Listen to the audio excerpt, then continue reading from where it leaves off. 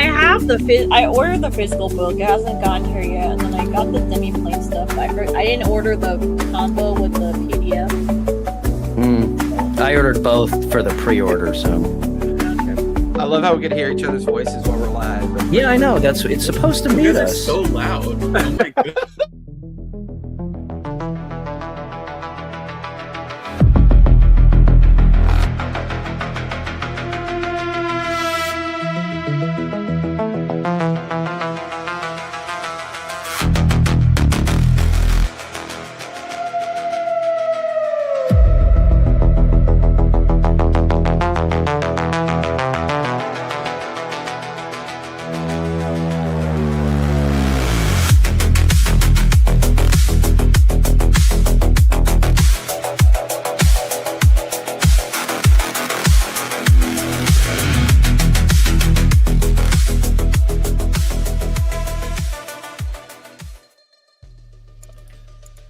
I know. I was just reading the notes, and I forget that I also do a text transcript of the audio recap, and I went to the last 3 sentences of the audio recap. That was interesting, to say the least. I didn't know AI could get that inappropriate. Wow. Oh, 60 megs. I'll have to put it in a Google Drive and send it to you guys. Cool. Thank you. Wait, how many megs is it? 60. Yeah, you can just download Discord. Discord does does 500 gigs. 500 megs. Alrighty. Half a gig. And then I'll pin it for everybody. Thank you. I put it in the campaign. After leveling up to 5, the stranded crew woke to a new morning in the harsh fringe wastes. Seeking a way home, Jester cast commune on the toxic sands, sensing a massive crashed stratoship half-day's journey to the west. Kozak used elemental wind tornadoes to shield the crew's face from the toxic dust, allowing them to travel safely, cresting a dune. They discovered a field of serrated trap-like sand lampreys. Kozak masterfully cast a blink spell, teleporting the entire crew safely across the field. Along the way, Lugnut salvaged a baby lamprey named Sandy, nesting it inside Rum Runner. The crew reached the colossal rusted ship, an old Ark scientific vessel that had crashed years prior. Slipping inside the door, they narrowly avoided a toxic static lightning sandstorm. Inside, they discovered cryo chambers covered in hardened fiberglass-like mucus substance containing skeletal human remains. Finding their way to the mainframe, Jester bypassed a firewall and ran upstairs. Confronted by a winged, chittering horror, Jester reprogrammed Lugnut's drone FAM2 to blare a loud siren as a distraction. The plan sort of worked and sort of backfired when the alarm alerted several other monsters swarming the crew downstairs. A violent battle erupted. Dante unleashed his demonic form, but took heavy damage from the creature's devastating claw attacks and sonic blasts. Flower joined the fray with staggering brawling strikes, while Kozak tore through the horde with a massive rain of blade spell. Lugnut offered crucial support, utilizing a minigun and as a grab and smash signature move. Upstairs, Jester bypassed the core firewall to halt an automated self-destruct sequence. Using Death Grip, Jester pulled a glowing power orb from electrical gel and forced it into a new terminal slot, powering up the ship's engines.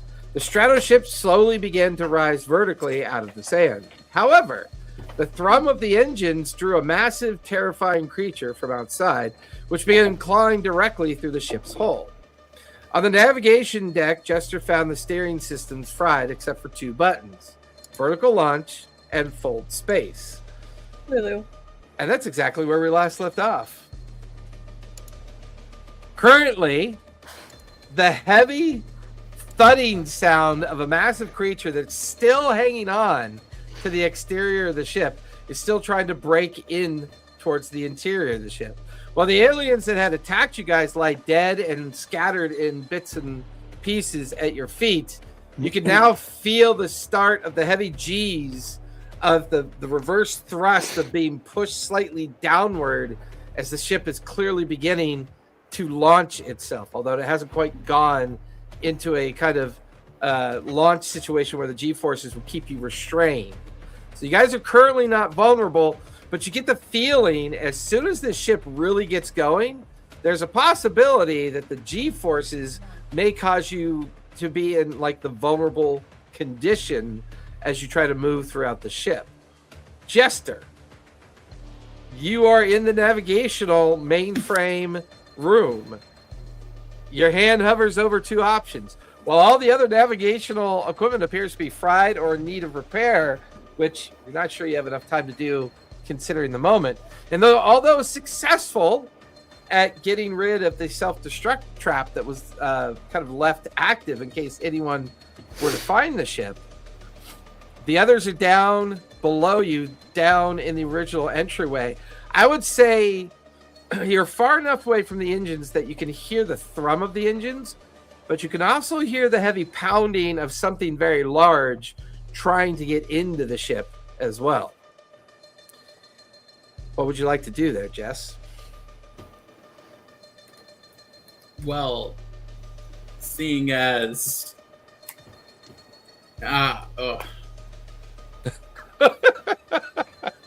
Seeing as how Dante Jinx Voltaire is going to criticize you for no matter what you do.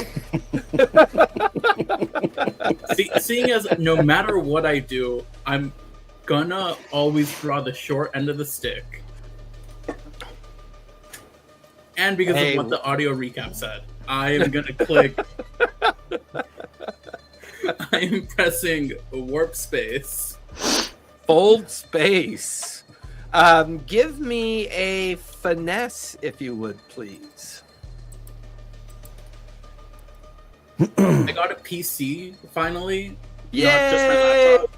But I don't have a mic or a webcam on it. So I have to use this, but I can finally use my PC for games. That's awesome. Look at you all grown up. Yeah. Finesse is +1. That is a... Is this an action roll? Yes. I would considering the gravity, no pun intended, of the situation, I would call this an action roll. Even though we're technically not in any kind of resolution of outcome, if you get any kind of special ability for it being an action, I would say you could do that. That is a 17 with hope.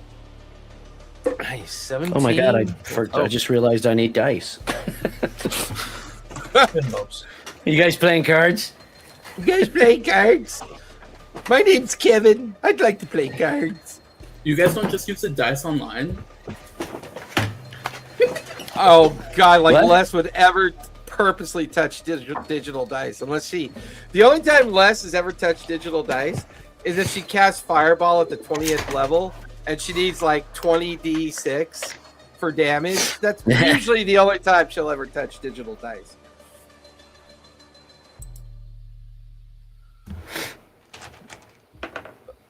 So, Jester, as you press the fold space button, I need everybody to give me a strength check, if you would, please. Now, see, Jester, I told you not to do that. Hey, you guys aren't near me. Leave me alone. Jason, I think you misspoke. You meant something not strength, right? I meant to click power down, actually, so we could all fight the big guy together. For some reason, Kozak, that joke never gets old. No, we gotta bring him with us, and he's gonna be like our mascot. Whatever. I am gonna make this per the new rule addendum, which we've already been using. I'm going to make this a non-hope fear roll. It's a strength DC of 12 or higher. Oh. Okay. Crit. Nice. I got 20. I passed. Okay, Lugnut's good. Flower's good. Kozak, what'd you get? I passed. I got 12 on my fear die and a 2 on my hope. Nice. What'd you get, Dante? 2 threes. Of course he doesn't get both, but he still gets critical success. I love it. Jester, what'd you get? A 9. You immediately feel the G's kick in because with fold space, you suddenly go vertical very fast to get to a certain level of the atmosphere. And once you get to that point, the ship just stops. And as it stops, while everyone else either holding on to something or manage to maintain their position where they are at the moment that it stops, Jester, you vomit all over the mainframe. Just all over. As you take a stress. And then all of you begin to feel this weird sense of compression. This feeling as if the space around you is getting very thin and flat. And you almost begin to feel almost like fractured light.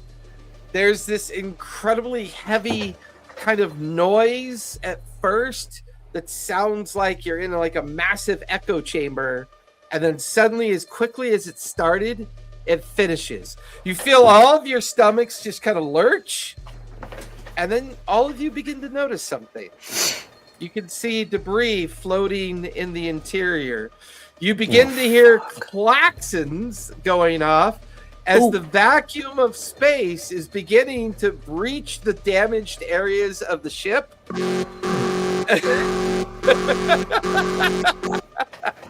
And you guys notice it's getting difficult to breathe, and areas of the ship are showing signs that they were not, how shall we say, pressurized. All of you are feeling the thinness and cold atmosphere being awashed, looking through the cracks and crevices of the areas of the stratosphere ship.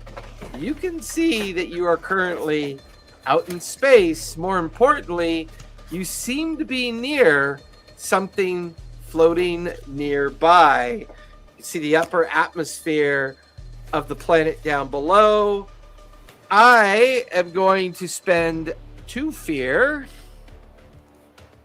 1 fear to activate a counter, a 6 counter, and an extra fear to automatically put it onto 5. And I need everybody to give me a... give me a...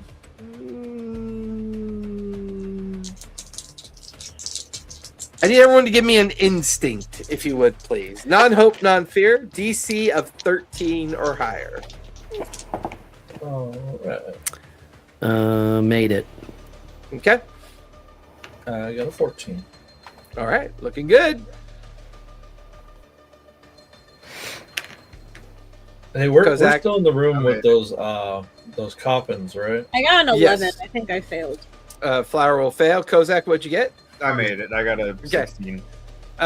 So Flower, Lugnut, Kozak, and Dante are still down in the cryo chamber. Jester is 2 decks up in the mainframe. Flower, you're going to take a point of stress. You are also having a hard time breathing. You are also having a hard time seeing as the decompression is beginning to fill the interior with a vacuum of both cold air and hot air. You guys get the feeling that this spaceship may not be as stable up here as you'd like. What would you guys like to do next? So the little cryo chambers, can they serve as a environmentally stable pod to live in? If the Lugnut, give me a knowledge on that one. This is going to be a hope fear. Okay.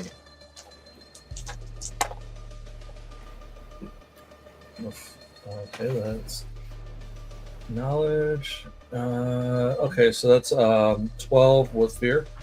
Oof, 12 with fear. They are damaged. You can see cracks in most of them. I will say, even though they don't look to be usable in their current condition, you do find a panel that when you punch the panel, there is a kind of preliminary stabilization kit inside. It has a small oxygen tank and a small mask that you're supposed to wear while inside the cryo tube while it's being prepared to be utilized. The cryo tubes themselves are not capable of still being used, but these pre-stabilization systems may be available to everybody. And are we floating around now? Oh, you guys are zero gravity. You are floating. So you guys are now moving at half speed. All right. Would wall walk? I'm gonna cast wall walk. Okay. As you try to get to the wall. Oh wait, no, I'm not. I have no hope. Yeah, you definitely Actually, have no hope. First thing I'm gonna do is drink a stress potion or a mana, Give mana me potion. a. Unfortunately, to do that, I need a finesse, non-hope, non-fear, because you are in zero gravity. I have to look it out of there. Does Jinx get the hope and the heal from rolling doubles? Yes, he does. You do get. Remember, for critical success, Jinx, you clear stress, you get a hope.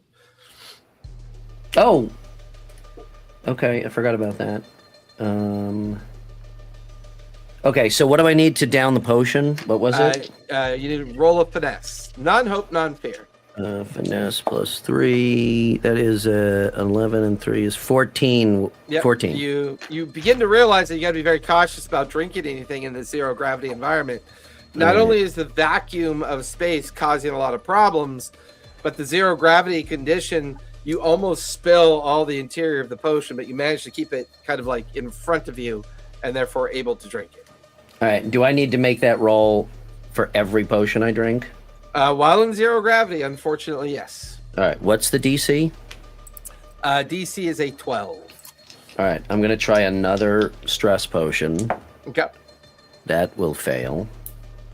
That potion will just spill out into the zero gravity, and you watch as the little globules all go floating off into the vacuum. All right. And then I'm going to try. And then I'm going to try a health potion. Okay. Oh my god! The exact same roll. 3 and a 1. Fuck. You guys watch. So Kozak, you're watching as Dante's like pulling out these bottles and he's trying to drink it. And every time he goes to pour it open and pour it into his mouth, it just kind of flows out and then gets caught up in a vacuum and like just dissipates out into space. And the little frozen molecules. You're kind of spray. out credits, man. Don't we have? Yeah, you're pouring up. Don't we have some kind of spray or something that is a aerosol-based healing? Well, there was an option for a hypo spray, but I don't think anyone bought them. Well, you didn't say that when we bought them. Well, I don't know what to tell you. Yeah, I thought we got one.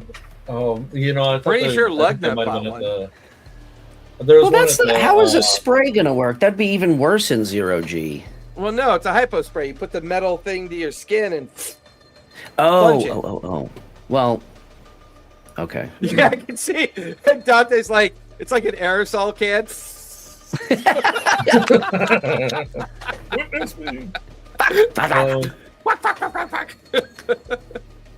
So, can I get the face mask? Yeah, I would say Jack? you could easily kind of go to each one of the cryo chambers and release a face mask for everyone. Right. That solves the oxygen problem to the point where you guys can breathe for at least up for the next hour. However, the vacuum of space is beginning to cause everything to freeze. You also have yet to find where Jester is. We knew he was upstairs because we did see... You knew he was 2 decks up. Yeah, that much you know. I'm gonna start making my way that direction. Okay. I guess. You guys watch as Kozak begins to float and move at a pretty slow pace in the direction of the stairwell that heads up towards the 2nd level. What do I see outside? Well, I mean, most people would say in a spaceship out in space, you don't really want to be able to see as well as you can. Cracks and fractures. Well, and I'm in the fissures navigational room, right? So I assume there was like maybe a panel or two that displayed outside. Yeah, but they're fried is the problem. So like almost all the equipment in here is pretty much broken except for some of the launch mechanisms that you were able to recover. Give me a knowledge, Jester, as you start seeing if any of these other systems might activate. That is 2 6s. Ooh, nice. Gain a hope and clear stress. You get the feeling that you kind of tinker with one of the panels, and as you tinker with it, a HUD display suddenly flickers into existence, and it's a display of a schematic of the ship that you're on, and it's displaying all of these red, green, and yellow zones of the ship. There is one particular compartment that catches your eye. You recognize the shuttle bay area of the ship. It is currently flashing green, which would tell you that is a sealed section of the ship. Whether or not there's any functioning ships there, you're not sure. But you get the feeling that if you and your friends could get there, it may be one of the safer places on the ship. Come on.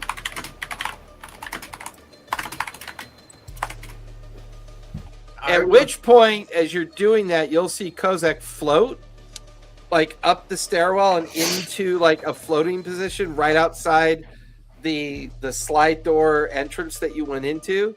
So Kozak, you can now see Jester manipulating a digital display of the ship, and you can see what he's seeing over his shoulder. Hey, the fuck did you do? We're in space. Where are we? What are we? What is that? Where are we No going? time to talk. We got to get to that room. Oh my god. Ignore One all of the the questions problems around you right now, because Question I have for Kozak: do you bring one of the extra masks and oxygen tanks with you for Jester? Because right now he's Yeah, You know, yeah. I mean, if, okay. if there was enough of them around. Me, I'm not doing well. well. Legnet already got one for you, Flower. He already he handed them out. He handed them out to Yeah. everybody in the room. Right. Hey, Flower, I already gave you one. You should be better now. Just don't touch anything metal. Your skin will peel off. And it is getting cold because I just went from a 5 to a 4. Yeah. I'm using my grappler now to move around. I'm gonna shoot it out and kind of zip around the space. I was like that. Oh, where are we going? Is there some one of them escape dealies or something? You said there was a structure outside. What? Can we see what? like, Yeah, through there the are. stuff? There are some windows that give you some decent viewscapes as you're kind of all gathering at the stairwell, trying to get up to where Jester is, kind of getting used to these masks. You can see some of the panoramic windows that are available to you. It looks like there's a rather massive, large debris field, and in the middle of that debris field, you can see what looks like a space station. what are the chances I can send an SOS out before I take everyone to that one room? You're not sure if the communication array is working.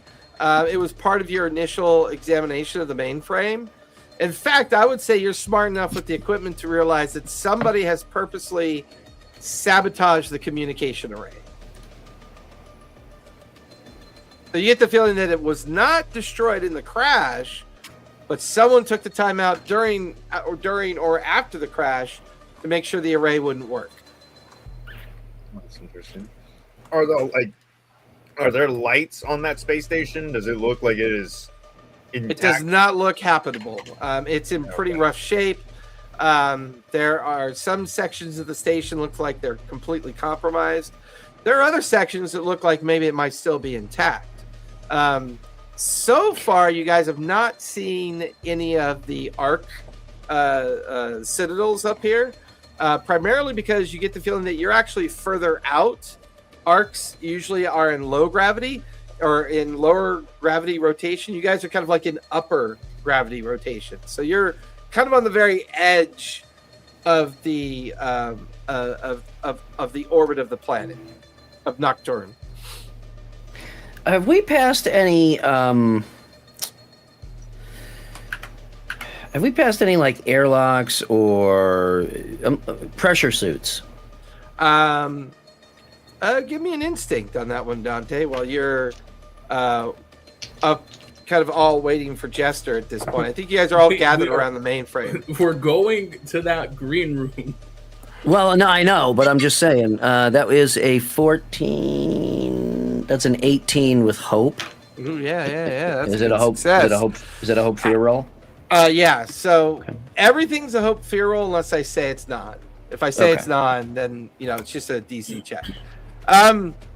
So as you guys are gathered around Jester at the mainframe, and he is pointing to the shuttle bay location, on the way there are offshoots of the main corridor to get to the shuttle bay that look like they are lesser airlocks. They're all marked in red.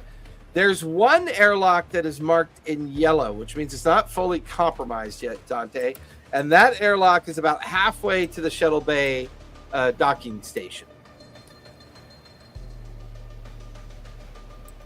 Okay.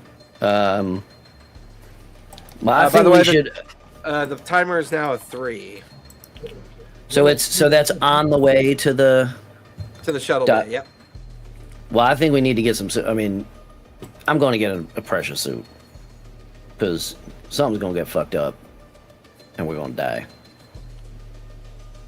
Well, they got them in lizard size. If it's on the way, I mean, Yeah, I I believe it is. So I'd like to stop there and see about getting a suit. As you guys begin to kind of organize yourselves, gathering up with Jester at the mainframe, is there anything last second you want to do before heading down the corridor? I mean, I'll also get a pressurized suit. That's where you guys are heading towards at this point.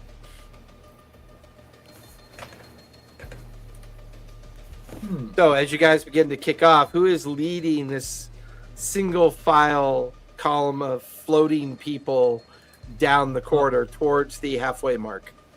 I think my grappling gun would probably get me there the fastest since it's got the Okay. longest reach on it. I also have a I'll be grappling in the gun. lead. Yeah, So and I'm I'm- going to go. Go ahead. Oh, mine's better. I upgraded it. It's got a longer reach. I also do now cast wall walk. Okay.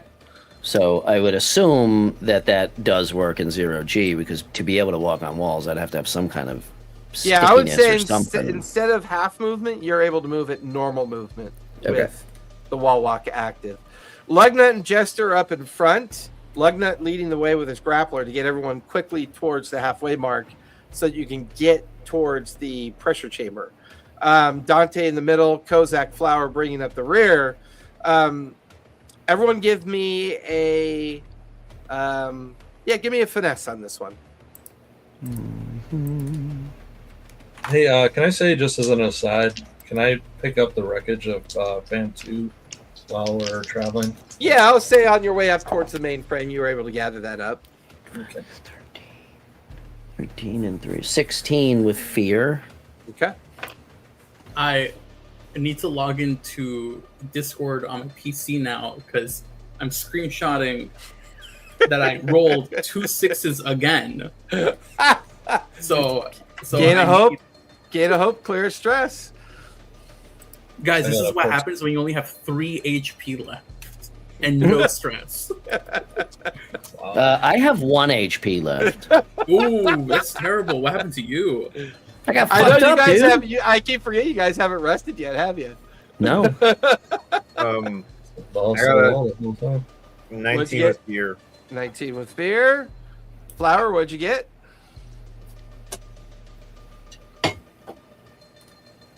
Oh, she's doing math. 12 with fear. 12 with fear. Boy, Well, you that's guys a are- failure, you get double fear. Just to let you know. Lugnut, what'd you get? 14 with hope. 14 with hope. And Dante, you got what'd you get for finesse? Oh, Dante. Oh, Jenks. Is he frozen? No, I can't hear him anymore. I don't know what happened to his microphone. He hit a button. No, I was on mute. Ah. I said it was a 16 with fear. 16 with fear. Gotcha. Unfortunately, Flower, you bear the brunt of the damage as there's a sudden decompression on the ship somewhere. It kind of rocks the ship from left to right, and you feel it kind of buckle slightly, and there's this almost like compression airwave kind of cascades down the corridor. Most of you tumble, bump, and shift off of things. You guys watch as Flower slams her head, like crashes it up into the ceiling. Flower, you're going to take 18 points of physical damage from that. Jesus. And that'll move the counter to a 2. All of you can now hear metal stress sounds, kind of like, the metal is stressing and cracking. But you managed to reach the decompression chamber, what do they call those chambers? I guess it is a decompression chamber, is it? When it's decompressing in and out of a space station. So Yeah, you guys, it's just airlock. You guys reach airlock. the airlock. There's a yellow light above the door of the airlock, which makes sense because on the schematic that Jester had, and now he's moved it over his tablet so he can bring up the schematic as you guys are traveling down the corridor. The shuttle bay is still green. Most of the compartments and areas on the remaining part of the corridor towards the shuttle bay are in yellow. So you get the feeling this section is kind of in a weakened state. Still in zero gravity. There's a manual lever on the door that would allow you to open the airlock door if you wanted to. Looking through the window, Dante, since you kind of pointed out the airlock previously, you can see little kind of like thin streams of decompressed air inside the airlock. It's still currently holding, but you get the feeling that opening this door may cause some problems, but you're not really sure. There are 8 zero gravity suits hanging, so 4 on the left, 4 on the right, inside the airlock. So I'm thinking. So I'm concerned that by opening it, it's going to vent out into space. Hard to tell. Okay. Hard to tell. Lugnut, or Jester, you guys want to take a look at this? There's suits in here, but I'm not sure what's going to go on if we open the door. I'll take a look. Okay. Give me a knowledge check on the door.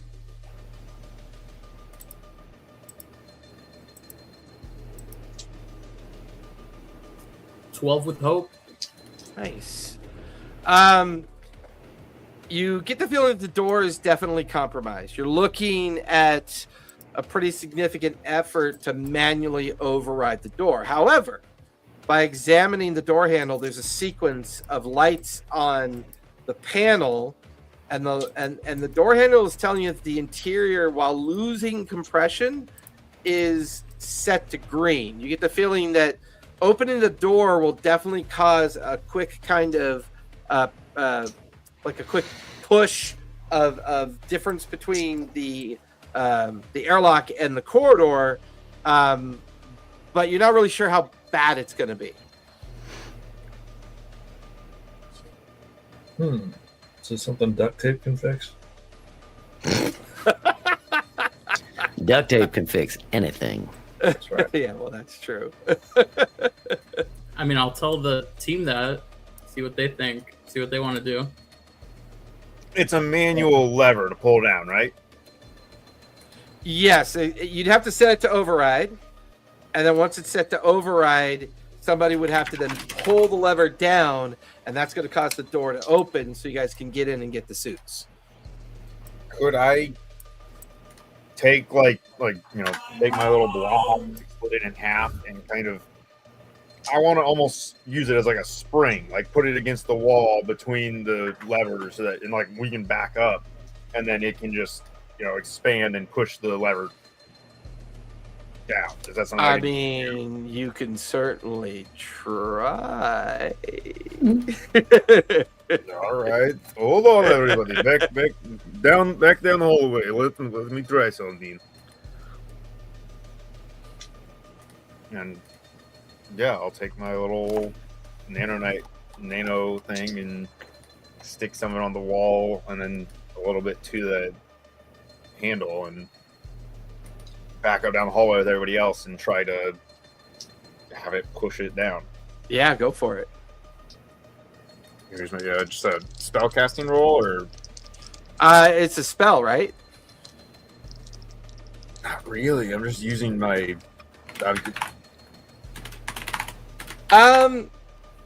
What's your main elementalist? I have. Right. I can shape my element into harmless effects, or I can spend a hope and describe how my control over this element helps an action roll I'm about to make. Gotcha. I mean, this feels kind of strengthy a bit, because you're controlling the element. So, give me an initial strength check to see if this, and I'll make it non-hope, it's kind of important. It's an action roll, so I'll make it hope fair. So yeah, just give me a strength check. I got 2 5s. Ooh, nice. Critical success. Gain a hope, clear a stress. You guys watch as the extension that Kozak creates pops the handle. There's a kind of metal stressing sound. There's a brief kind of change of air pressure.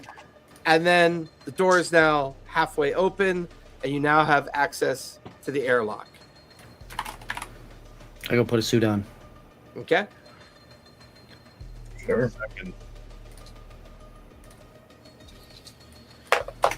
Assuming I know how and can figure it out. Yeah, it's pretty simple. It's pretty cut and dry. It's all zippers, Velcro, and it's just a kind of matter of taking the time to put it on. You cover. It's big enough and bulky enough to cover all your kit and your gear. Takes you guys a few minutes, but one by one, you each slip into. Jester, it's a bit of a problem for you. You're not a big person. And I have wings. And you have wings. So you guys watch as Jester crawls into one, and he kind of has to. You realize that to make it even functional for him, you got to tie off a few sections of it, and you get the feeling that somebody has to now carry Jester. I refuse. I'll tell you, Well, I mean, you could go full Hail Mary and just like gerbil ball him like down the zero gravity corridor. I'll just tie you off to a rum runner. And you can tie me to a rum runner. No. Yeah, you can scoot around on rum runner. Gerbil ball him. I love it. I mean, it's kind of what you get for killing fam. Yeah. Don't think I forgot about that. I have plus nothing to strength, so I can't really help even though I wanted to. Are there different colored suits? Not really. I mean, they're all kind of same shade of gray, green, and blue to mark the colors of the arc, or corporate arc. I mean, they seem to function. They have their own built-in oxygen, which, oddly enough, they were smart enough to make it interchangeable with the oxygen that you retrieved to get this far. So you guys now have a solid 2 hours of oxygen on your suits. By the time you guys kind of all come out of the airlock and you begin to make that final part of the journey down towards the launch bay, what do you guys do? I want to keep it. Is there anything about or any? You said it looked like this door had tried to be manually overridden, like somebody else tried to get in here. No, it just looked like that was the only way to get it open because of the damage it took. Oh, okay. And as you guys are going down this corridor towards the launch bay, you can't help but notice that there's obvious stress fractures, there's venting of oxygen, but now that you're in your suits, you don't feel quite as worried. Jester and Lugnut still in the lead, Dante in the middle, Kozak Flower bringing up the rear. Go ahead, Dante. Do these suits either have like maglock feet, or does this? I would imagine this cancels my wall walk while I'm wearing the suit. Not necessarily. I mean, it's an extension. Okay. Like, how long does wall walk last for you? Well, it says the end of the scene or till I cast it again. So kind of as long as I need it. Your wall walk is still active. The suit is less of an inhibitor and just something that seems to be allowing the wall walk ability to work even more efficiently. Okay. And in fact, you can kind of balance better than the others because that spell is currently active, and you're able to move a little bit easier. Lugnut is still using his grappler to kind of maintain forward momentum towards the shuttle bay, but you guys can definitely feel the cold in here. And as I drop the counter to a 1, everybody is going to take a stress. Oh man! No help. That would be a really funny scene in a movie. Right? Take a health injection or a health spray. It just floats off. You're not exactly trained in zero gravity. That's why things that you do. It's kind of a challenge for you guys. I mean, you certainly weren't expecting to be here. But I mean, you guys are now almost to the launch bay door at this point. And as you reach the entry, the doorway that will allow you to go in, you can see that both the way to get in and open the door is green. There's a green light over the door. Inside through the porthole of the door, you can see at least 6 small shuttlecraft in various stages of either kind of upside down, tilted, back on their fins. Like, you could tell that when the ship crashed, everything in here kind of got jostled and knocked around. And then, of course, on the other side of the bay, you can see the giant bay shuttle doors that kind of have kept this place kind of sealed off. And to make matters a little bit more difficult, the interior of the shuttle bay, there's a lot of floating debris since the whole ship is experiencing the zero gravity. But the stress metal sounds are getting louder and more frequent back down from the direction that you came from. Do any of the shuttles look serviceable and hard to tell from this distance and from this vantage point? Some of them look pretty much like they've been fully compromised. They're very rough shape. There's a couple in there that look like they might be still intact, but you're not entirely sure from this position. I'll start moving towards one that I think looks like it's in decent shape, a little bit better shape. Give me a non-hope fear strength check as you try to open the door. Oh. This door's still closed. The panel's green, but it still needs to be opened. Well, then that's not me. My strength sucks. They asked for me to do it, yeah. Yeah. Flower's like, Flower's just like sitting here like, I will wait. Flower, give me a strength check as you try to open up the shuttle bay door.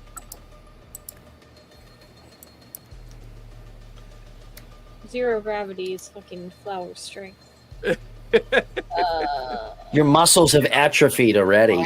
You can't plant your feet. Hold on. I got a 13 with hope, but let's see. I have the incredible strength feat.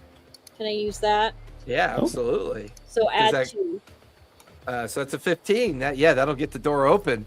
And as you open it, the decompression hiss actually comes from the corridor that you're in. So all of you feel the corridor that you're in suddenly buckle with a bit of decompression because the shuttle bay was fully compressed. And as the two kind of like changes in air pressure, it creates this like kind of forced bubble of air that kind of knock you all kind of around. Everybody go ahead and take a stress. Goddamn. I'm at 2 HP left, you guys. Still every a now one. and then you I guess- every I now and guess then you you're notice good. Jester is like puking inside his mask every now I and guess then. you're dying. I don't know what to do, man. I'm gonna try. I'm gonna try to listen, take listen. another potion if there's I- still I- enough atmosphere outside my suit. Unfortunately, you're in a suit. Yeah. Okay. I have 2 health potions and a stamina potion that I refuse to use because that's not how a gamer plays. Oh my god. You're like Sam Riegel when he played Yeah. the Happy and refused to do the Nat 1 Regals. My He my did not do that. at That's all. wild. I didn't know that. my favorite is when they'd always find Sam Riegel, his character, always unconscious, and then he'll look at the camera and go, "Oh yeah, I have 5 potions of healing." Well, at least your integrity will be intact when you die. Yeah, you have that to Integrity, hold on to. Schmegrity. You guys are now able to like float into the shuttle bay. Flower, go ahead and give me another strength check as you try to close the door behind you, because if you close it, that'll pressurize the shuttle bay and no longer leave you guys vulnerable to the conditions of the collapsing ship. You said another strength test. Yep. 19 with hope. 19 with hope. Nice. That's just You guys- pressure, though. There's still no gravity on this ship. Correct. So you guys hear Flower manage to you hear that dull thud sound and the cranking of the levers. She smacks the button on the panel. You watch as the digital kind of decompression reader goes off, and then suddenly there's a soft hiss. While still 0 gravity, there's no longer any decompression. As far as you can tell, the oxygen levels in the shuttle bay appear to be normal. So if you wanted to take a break from your suit, you could. Lugnut, because of your mechanical background, give me a non-hope, non-fear knowledge check, if you would, please. Okay.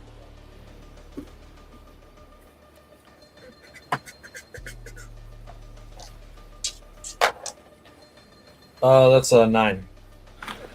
A 9.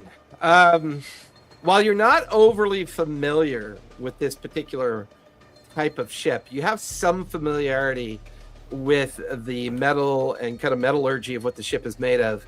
You get the feeling you have at least about an hour, maybe 2 hours, until the main ship you're on begins to completely collapse in on itself. As it weakens and stresses more, and as more of the kind of compartments of the ship collapse under the weight of decompression, you get the feeling you have about 2 hours until this shuttle bay will not be a good place to be anymore. And there's no shuttles in this shuttle bay. There's at least 2 out of the 6 that look like they might be salvageable, but hard to tell without taking a closer look. Yeah, Jester. Is there any information on this ship that I got from the hand? Because I got blueprints for engines and stuff. Yeah, I mean, you do know Crafts like this. it's like an Arc series stratospheric ship. What's more interesting that caught your eye is that the when you were looking at the schematic to get to the shuttle bay, there was a moment where the schematic was also showing you the condition of the area outside of the ship. And there was a brief moment where the space station kind of came up in your schematic. The space station is referred to as Lucifer Station 975. Dibs. It's mine. Hey, keep going. I gotta step downstairs and help Oscar with his homework. Okay. I should only be about 5 or 10 minutes. No worries. All right, Lugnut, let's get to fixing. Why do you get to take charge? You got us into this mess. I decide if Lugnut wants to help, not you. Lugnut is a very successful engineer, and I am a very successful software developer. You're a hacker. You're a hacker. I'm not using. Hey, we don't use that word. That's derogatory. I'm using the word. Lugnut's already halfway into the machine, and he hears you talking to what? What'd you say? Let us know if you need anything, Lugnut. Okay, I'm gonna try to salvage something out of these two ships. I think if we put them together, might be able to make something happen here. I'm gonna help Lugnut, obviously. Okay. If you're helping Lugnut, that will cost you a hope, Jester. You will help because your help is getting us so far. Please keep helping. Actually, guys, I'm gonna leave for the night. I'm so sorry. Actually, I have something to do, not flower related. Oh wow! Are you gonna help Dante's kid with his homework? Or? Yeah. Let me get a flight real homework. quick. Let me see what's cheap. So, Lugnut, give me a knowledge check, if you would, please, as you begin to examine the two ships. I'm going to use my experience of Engine Whisperer. Okay. See if that helps with something. Let's see. Use one roll. Roll the rolling. Wait, so Jester, you're helping, right? Yeah. Okay. I got a 24 with fear. I have some things that I can do to help, or I guess do my own rolls, if anything. Yeah, I mean, you can either use your own rolls or provide the help action, which costs a hope to provide the help action. But right, pull up the schematics and let's see if we can. I would like to use Nature's Tongue on one of the little shuttles to basically get a diagnosis on what needs repairs. Yeah, I like that. I'm gonna let that fear turn into a hope for you, Lugnut. As Jester uses Nature's Tongue, he kind of is able to pull the schematic information out for you. He slides it over to his tablets, and then he kind of expands it so that you guys are looking at these three-dimensional wireframes of the two different shuttles, and you're both kind of going through, tapping on areas of the shuttle's schematics, to try to figure out, which engine's salvageable. There's a couple things that you guys learn about these shuttles. One, they're not re-entry vehicles. They're designed to go between either space stations in the upper atmosphere or to other ships within the other upper atmosphere. They do not have the technology or the ability to re-enter Nocturne's atmosphere. They all come with standard equipment and things that you would need to operate them. They're all pretty much similar in design and expectation. They have docking grapplers, and all of them have the ability. I would say that one of them has an engine that's salvageable as long as you get access to the parts from the other engine. And it might take about an hour to kind of do the engine repair based on what you and Jester figure out through the schematic and examining the engine. Kozak, while Jester and Lugnut are doing that, what are Kozak and Flower doing at this point? Is there any sign of people that were here, the last people here? From what you can tell looking around the shuttle bay, it feels like maybe this place was sealed off during the crash and that no one was able to get here. While most of the shuttles took on quite a bit of damage, you get the feeling that was in preparation for people to eventually arrive here, that these shuttles were being prepped through automated means. Okay. It's just that no one ever made it this far. I would say you would also have a rudimentary understanding of how to open up the main bay doors to allow the shuttle out. It's probably linked to the shuttle that both Lugnut and Jess are currently repairing. There are a lot of floating crates and tools and strange kind of what might be spare parts and debris of equipment and metals. And since this place has been under a compression seal for so long, even down on Nocturne itself. Not much of the atmosphere or weather has made it into this shuttle bay ever. So things are in kind of like that, kind of newish look. But there is a lot of floating equipment here. There's a lot of things that either might be helpful or useful or even informative. It's just, there's a lot. Okay, I mean, Hey, Lognut, can I borrow your grappler? Hey, have a blast, kid. Lugnut's already like elbow deep in the mechanical nature of the shuttle, with Jester kind of standing alongside with the schematic and kind of using his tether is kind of like plugged into the shuttle so that he can speak to the ship that they're trying to repair. Flower, what are you doing? As you can see that Kozak is getting ready to do something, maybe even search through the shuttle bay. If there's a lot of it, does it seem like it's going to take me more than an hour to kind of go through, like trying to like fish all this stuff down? I mean, getting to it is relatively easy because of the zero gravity. Whether or not you can get to all of it in time is a little bit strange. You're not entirely sure. All right. I will not be helping. Mute yourself so I can unmute. Oh. What'd she say? I couldn't hear her. She said mute yourself so I can unmute. I will not be helping. I will not be helping. I will be doing downtime.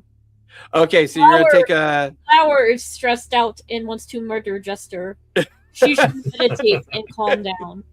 So you're going to take a 1 hour short rest? I am. Okay. So as Flower goes into her short rest, Kozak, give me an instinct as you begin to use the grappler. And I'll say because Lugna is letting you borrow the grappler, you have advantage on this roll.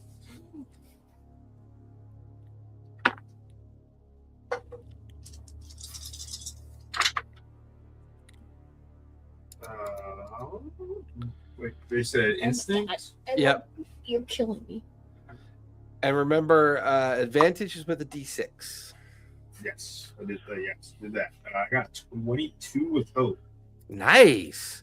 Don't forget, whenever you roll with hope, you gain a hope back. So if you have space for it, take it on in. You begin to realize that most of these crates, boxes, and metal containers are filled with survival gear, repair gear, and medical tools. Obviously, they were planning on realizing their situation, and in hopes of their crash landing, they were staging gear in anticipation of the crash landing. I'll say that you find 2 healing hypo sprays.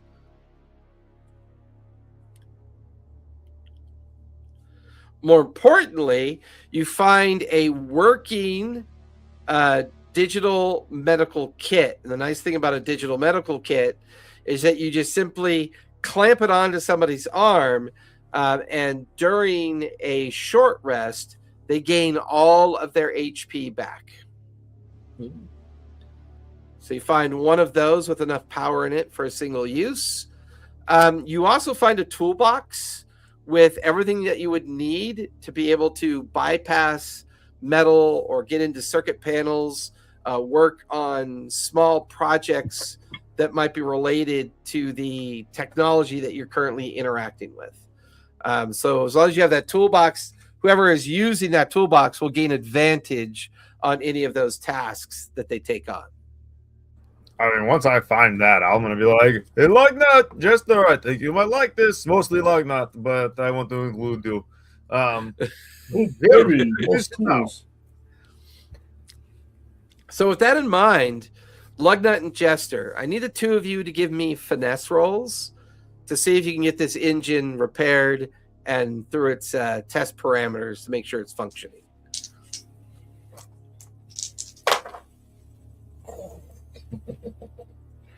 Okay. That is, I got a 9 with hope. Okay. Hey, hand me the doohickey, would you? No, not the giga, the doohickey. Come on, Guys, you'll never You know what I think it is?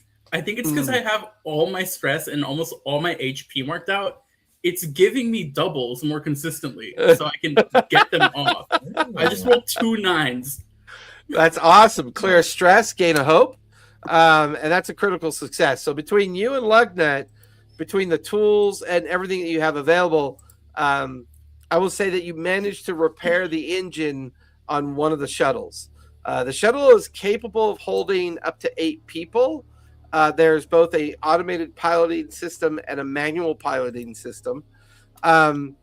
It currently has enough fuel for it to pilot for up to 24 hours.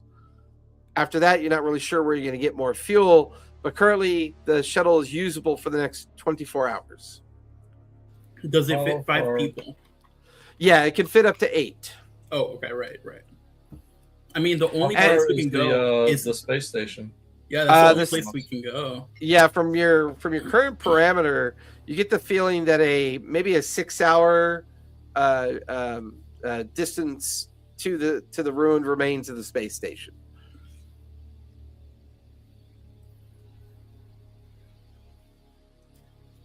Yeah, anyone need anything else? Is there any big looking, any boxes that have been avoiding me that I'm like, oh, that looks like a big one. I want to know what's in there. Give me another instinct roll for that one, Kozak. And I still got advantage from the grapple, right? Actually, because you've already seen everything, give me a knowledge this time. Okay. Yeah, give me a knowledge this time. As you're beginning to try to sort through everything that you've gathered up to see if there's any kind of last minute detail or item that you might have missed. I got the same. 18 with hope. Nice. There is an emergency communication kit that you find. It has instructions on what to do in case of an emergency or crash landing.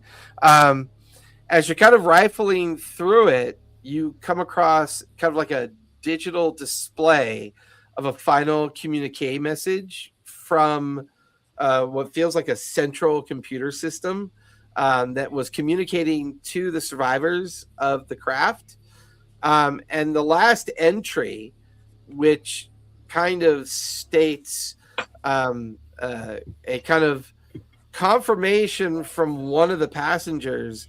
It's a back and forth between a central computer system and a passenger.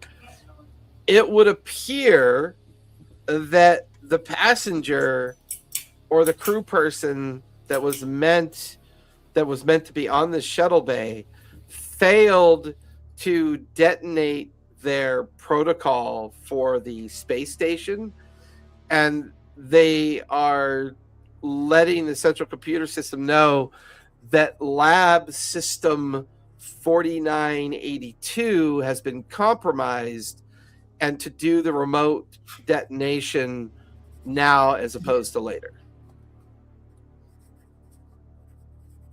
But the detonation never went off. Doesn't look like it. There's too much space. There's too much space station left for it to have actually successfully destroyed the space station.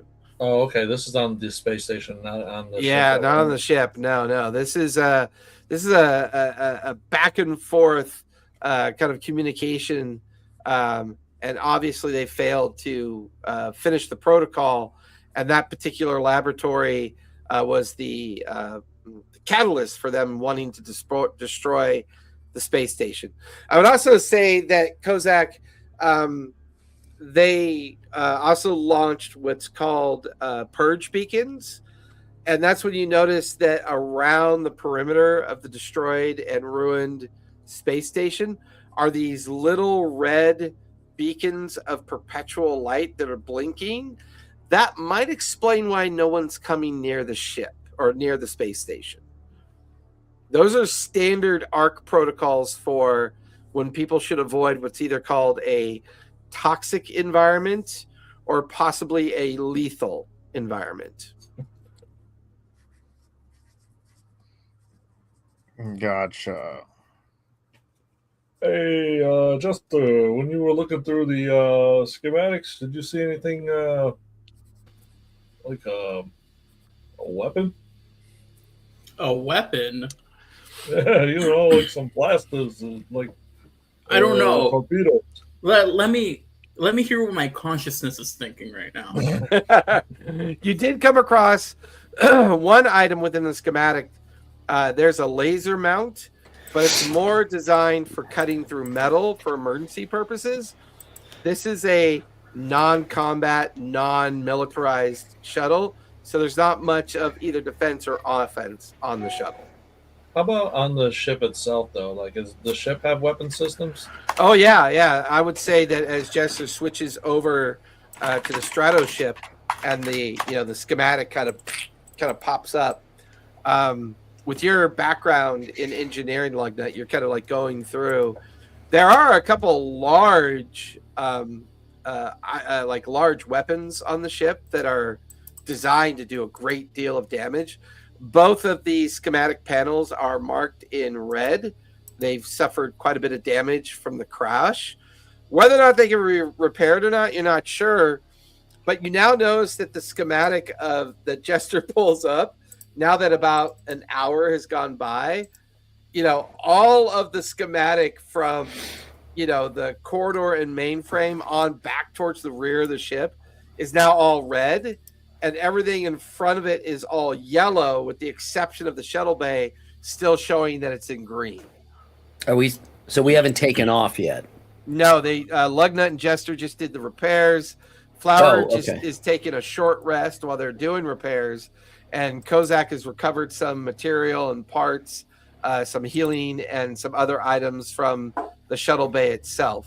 Okay. So since you were gone, Dante, what would you have been doing with the 2 hours before the ship is said to kind of like destroy itself from the decompression?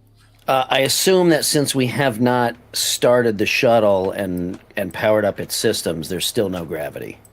Correct. There's still zero gravity. Okay. I would like to take a short rest then also and just heal up a little bit.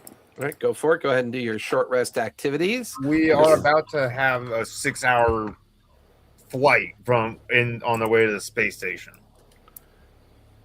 Oh, that's a good point. That he's not going to do another kind of I heard that. Yeah, I'm gonna go ahead. And Les is pretty accurate. I'm gonna tend to wounds anyway, and then I guess I will. Oh, I'll repair armor.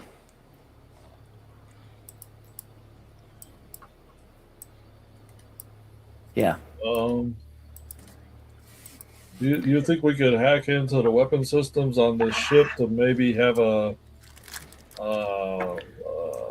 what did you say? Backup? You want to hack in? Hacking into the system and the mainframe and the stuff. No. See if we can control the weapons on this thing. So like if we get down there or over there or up there, I don't know.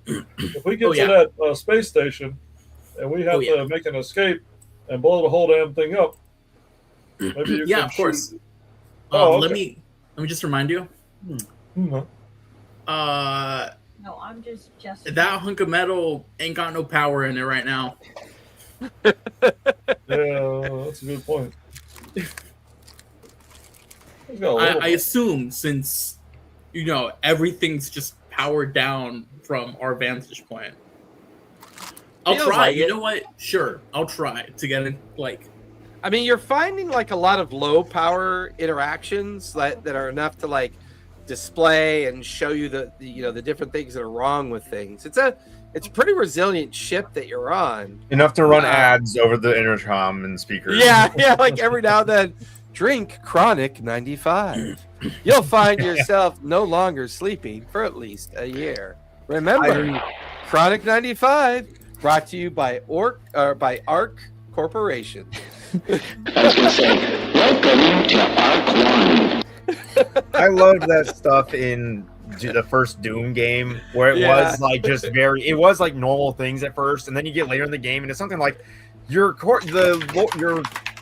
the Lords of Hell. Thank you. Yeah. For your cooperation. Yeah. I mean, you could always attempt to activate the AI and see what it can help you with on the ship. Oh, okay. How? No AI. Hey, guys. I think you guys forgot. I have my own AI called NA, my network assistant. That's true, you do. So I'm gonna take out my phone, I guess. It's a talking skull item, but it's a phone. And I'll just hook that bitch up. Okay.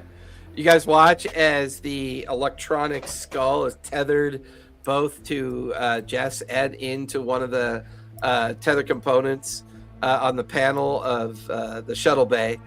You immediately, Jester, are beginning to get assailed by information that's very chaotic and kind of the skull is trying to organize the information for you, but it's struggling to do it. Give me a knowledge roll, if you would please, Jester. My AI? Struggling? Yeah. I need a knowledge roll. The ship is really badly damaged, and the mainframe is significantly compromised. All right. I need 2 of any one number. I'm gonna use a hope for my hacker experience. Yeah, definitely do that. Yeah. All right. Duality. Roll. That is I'm gonna have to expend another hope here, but a 24 with hope. 24 with hope. Your AI begins to kind of finally get all the information under control, and it gives you the following 3 pieces of information. First, the AI kind of, Master Jester, might I inform you, this ship will decompress in 45 minutes. May I also inform you that the systems on this ship have been heavily compromised by an unknown alien life form. And thirdly, I would like to inform you that the AI system on this ship is now sentient and generative. Like you or bad? Not like me, sir. I am merely a large-scaled system of data that is kind of organized for you to reference things that you need done. I'm more of a tool, sir. What's on this ship is something that would be, well, likely to have to make the decision to let you live or to let you die. That kind of sentience. Guys, what do we think? I think we gotta. We should be.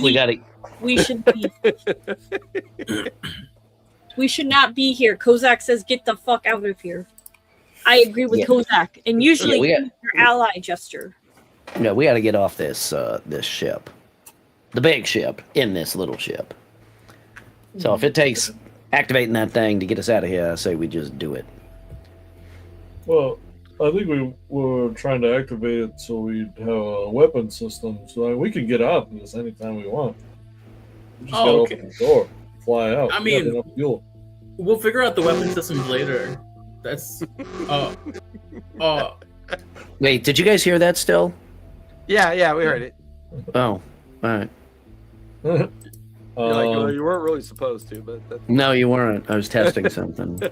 Well, I have another idea. How about could I turn the other shuttle into like a bomb? Why? I would say you. I mean, what kind of question is that? I would say your biggest challenge he's on to something. I think your biggest challenge is whether or not you have enough time to do that. Okay, that's fair. Because you'd have to be scrounging a lot of parts, a lot of items, do some kind of integrated work. I think the real question is if you're trying to just make a bomb, there might be enough components lying around that you can simply assemble some kind of explosive device if that's what you want to accomplish. Also, is this just to destroy the ship that we're currently on? The whole thing's gonna go in like a can in 45 minutes. No, I was more thinking about an escape plan. Like if we have to blow up the space station. Lucifer station. Okay. I will assemble a bomb. Okay. Go ahead. We can carry with us. Yeah, go. You can give me your choice. I'm gonna let it be your choice. It's gonna be a hope fear roll. I need either a knowledge or an insight. Okay. Isn't this ship going to tear itself apart in an hour anyway? Yeah, but we're taking the bomb with us in case we got to blow up the other ship. Okay. That's Gotcha. right. It's just always good to have a bomb on. That's what I'm saying. I thought you meant like a bomb. Sorry.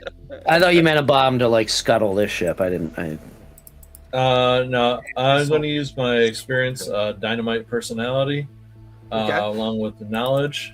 So that'll be a plus 5 altogether. Yeah. That is an 11 with hope, plus 5 is 16 with hope.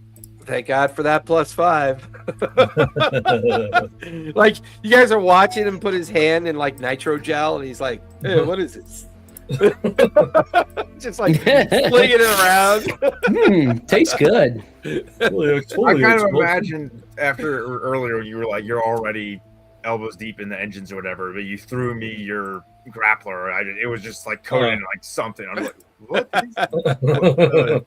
Yeah, whatever that plant is that I have inside Rum Runner. Yeah. So I will say you successfully make a bomb. It'll take up the remainder of your free time until the shuttle's going to attempt to leave the ship. And the bomb is a combination of both your experience with explosives as well as your digital ability to control and set the timer and detonator that you tie to either Rum Runner or FAM3 or whatever you want to tie to the method of detonating the bomb. And the bomb does 5d10 physical damage when it goes off. Cool. Anybody else want to do anything before you guys load the shuttle and see if you can get off the ship? So, I just want to make sure I got it right. I want to look at that thing I had before. A employee talking to the AI. Well, yeah, it's like you get the feeling that it's a crew member of the space station, that eventually made it onto the ship. And during the whole time, some kind of critical failure was going on. It was this intense back and forth between another central computer system and this particular crew member. You can't help but notice that all the other information that would give you names and dates and everything have been classified, and it's been kind of scrubbed through a kind of maybe like a data protocol. Maybe Jester could get something out of it if you were to give him the digital information that you recovered. But something happened on Laboratory 4680 on the space station that seems to be the catalyst for not only the failure of the space station, not only their failure to involve a protocol that should have destroyed the space station entirely. They followed ARC protocols and released the purge beacons to keep people away. They made it onto their ship, and then their ship, for some reason, you suspect maybe the alien creatures on the ship probably caused the ship to crash when it landed down in the wastes of the Fringe. There's definitely something on that space station that has caused all of this, is your main kind of like information you get from reading the digital kind of like journal that you find that was floating around in the shuttle bay. All right. I mean, yeah, I'll relay that to everybody and say, yeah, there's this lab, 4680, and then, yeah, I'll pass it on to Jester that he can get something out of it. Okay. That Jester now has the component for that. As all of you kind of wrap up the last minute things that you're doing, you begin to board the shuttle, at which point the shuttle is then sealed. You watch as the piloting and co-pilot matrix platform of the shuttle begin to light up and showing all the HUD's displays. There are 8 other seats. There's also a medium-sized cargo bay that would normally be filled with equipment or additional, maybe even personnel if needed. So far, the shuttle seems functional. Between Lugnut and Jester, the two of you could probably pilot this ship with no real issue or problem. The only thing that you guys are beginning to wonder as you guys settle in, how do you open the shuttle bay doors? Oh, well, you said I figured that out when I was looking around for stuff when we first came in. That was the door to get into the shuttle bay. This is the big shuttle bay doors to get out of the bay itself and out into open space. Oh, I thought you said... we got a laser cutter on the front of this thing. I guess we could use that. Is there not like a garage door opener? Is there not like a button? Garage door opener. Nice.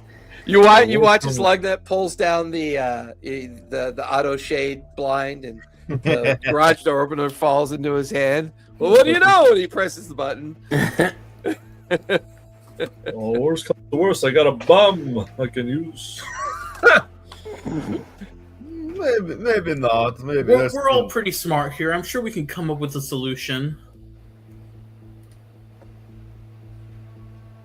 I'll get out and go look. Oh man, that would have been perfect for crickets. I wish I had the cricket sounds. Oh, fuck, hold on, wait. No, the scene's gone, man. It's gone. Moment's gone. Yeah, see, that would have been perfect. I'll go out. I'll get up and go out and look around the bay for but it's not.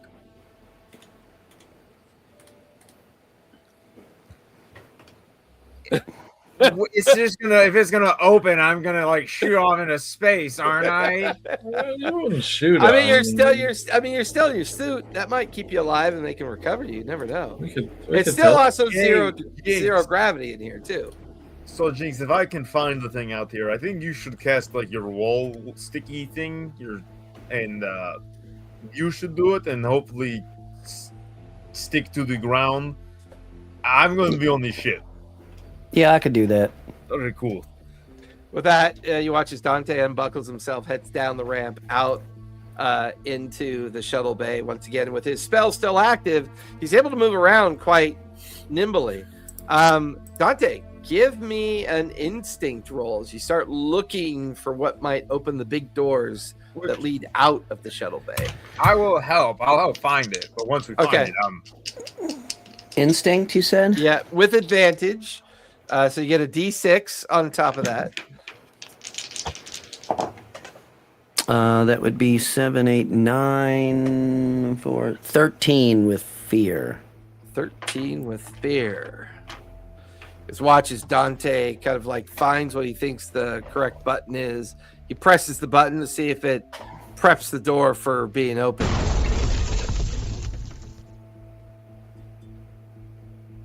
There's like a massive explosion as the door begins to slide to the left.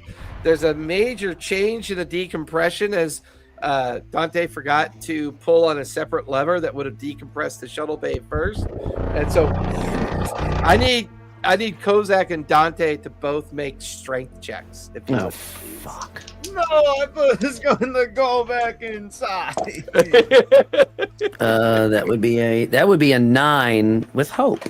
9 with hope. 13 with fear. 13 with fear. You both are jettisoned out the open space, the open bay door, out into open space.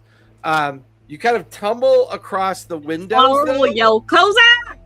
Yeah, and like you'll tumble across the shuttle windows so everyone can see you guys kind of zero gravity and being pulled out. The shuttle automates its decompression, so the shuttle door Jester is currently trying to shut. The ramp that they went down is currently trying to shut. Both Kozak and Dante are sucked out into the open space and into the open debris field outside. Kozak, you will take a stress. Dante, you just managed to barely grab onto a chunk of debris and kind of like, kind of hits you in the chest. You're now holding onto a chunk of debris, like right at the exit entrance of the shuttle bay. But Kozak is kind of tumbling out of control beyond even you. What?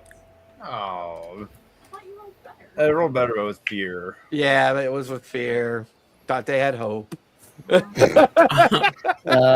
look to my right, and I ask Lugnut, "Do you really need those guys?"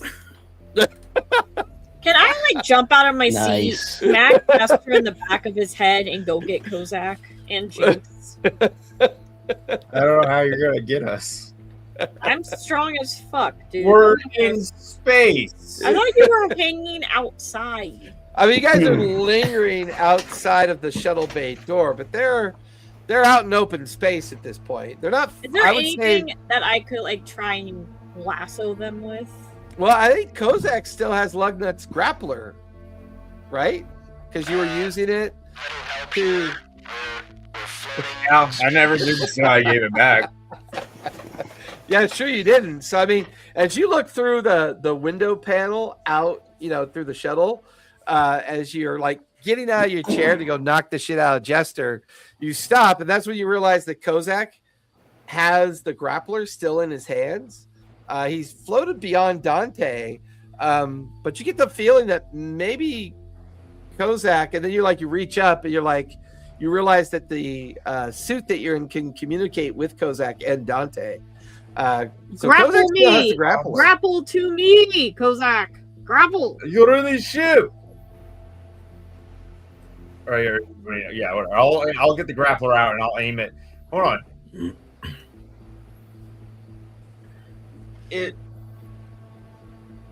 He said what? Jinx is holding onto a rock. Yeah, because he tumbled out and then hold on to a bit of floating debris, like a metal kind of like chunk of debris, and then so I'm not attached to the ship. I'm just holding on to something that is also floating free. Yeah, exactly. That's why you didn't go quite as far. Kozak tumbled further and is still kind of tumbling because he rolled with fear. Do all these suits have grapples?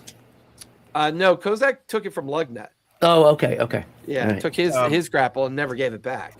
I'm gonna hamster wheel my way over to Flower, and so imagine a toddler in a full-grown astronaut suit. Can I just kick the ball out? So I'm not. So Can I how just kick the far? ball How out? far away from the main ship is this piece of debris that I'm holding on to? I would say you're far. Fuck. And how far is Kozak from me? I would say he's like close. Okay. Kozak, why don't you grapple over to me and then we'll Yeah. figure out how to get back to the ship. That's yes. so I'm gonna. I want to try and hit the either Jinx or the piece of debris and like kind of hit it with momentum to carry us back towards the bay. Yeah, this definitely feels like an agility for sure. Because he can hold on to me once he gets onto the debris because I still have sticky feet. While this is happening, can I tie a rope around Jester's ball to like yo-yo him out? To right, him? Because I don't Around his have balls. Flower. I have a grapple also. I was gonna give that to you. Well, yeah. She's gonna tie a rope around you and then float you out so you can grapple them to you. Yeah. Oh, dude! Kozak, when you finally reach me, hold on to me. I'm going to take my pistols and just go pew, pew, pew, pew, pew, pew, pew. I got a can't. fucking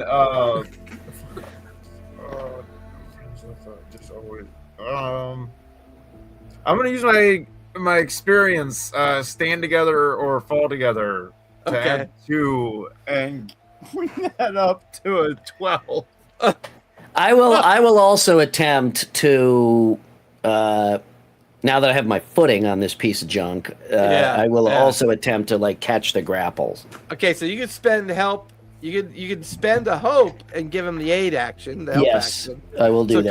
Kozak, you can roll a d6 and add it to your roll. Oh, okay, I got a 5, 17 17 with hope or fear? with hope. Okay. There's a moment there Dante, you're staring down Kozak trying to aim at you. And you know how like people who have never used like a ranged weapon ever just kind of don't realize that there's no such thing as steady aim. It's always got like bobbing around. Yeah. And you're just watching Kozak try to aim this thing at you, and it never looks like it's going to point right at you. And at the last minute, you swear that Kozak sneezes inside his suit. Oh. And like the grappler goes off, and it's like coming right for your beady little forehead. And at the last minute, you grab the grappler and keep it from hitting your face shield. All right. That's funny.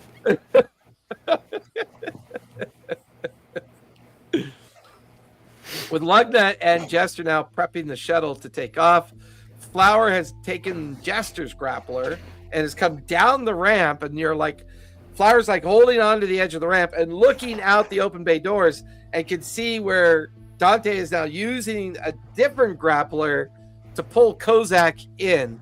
And as you're pulling on Kozak, Dante, he eventually reaches you, and the two of you are kind of like cuddle buddied on this little piece of debris as he's like Bjorning you, like he's like baby Bjorning you. You pull out your pistols on either side of him and you start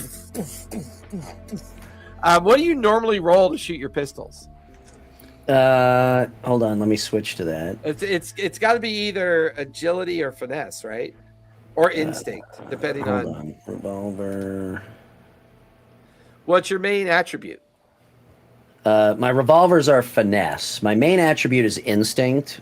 That's for all my magic, but my revolvers are finesse. Yeah, give me a finesse roll to see if you can do this. All right.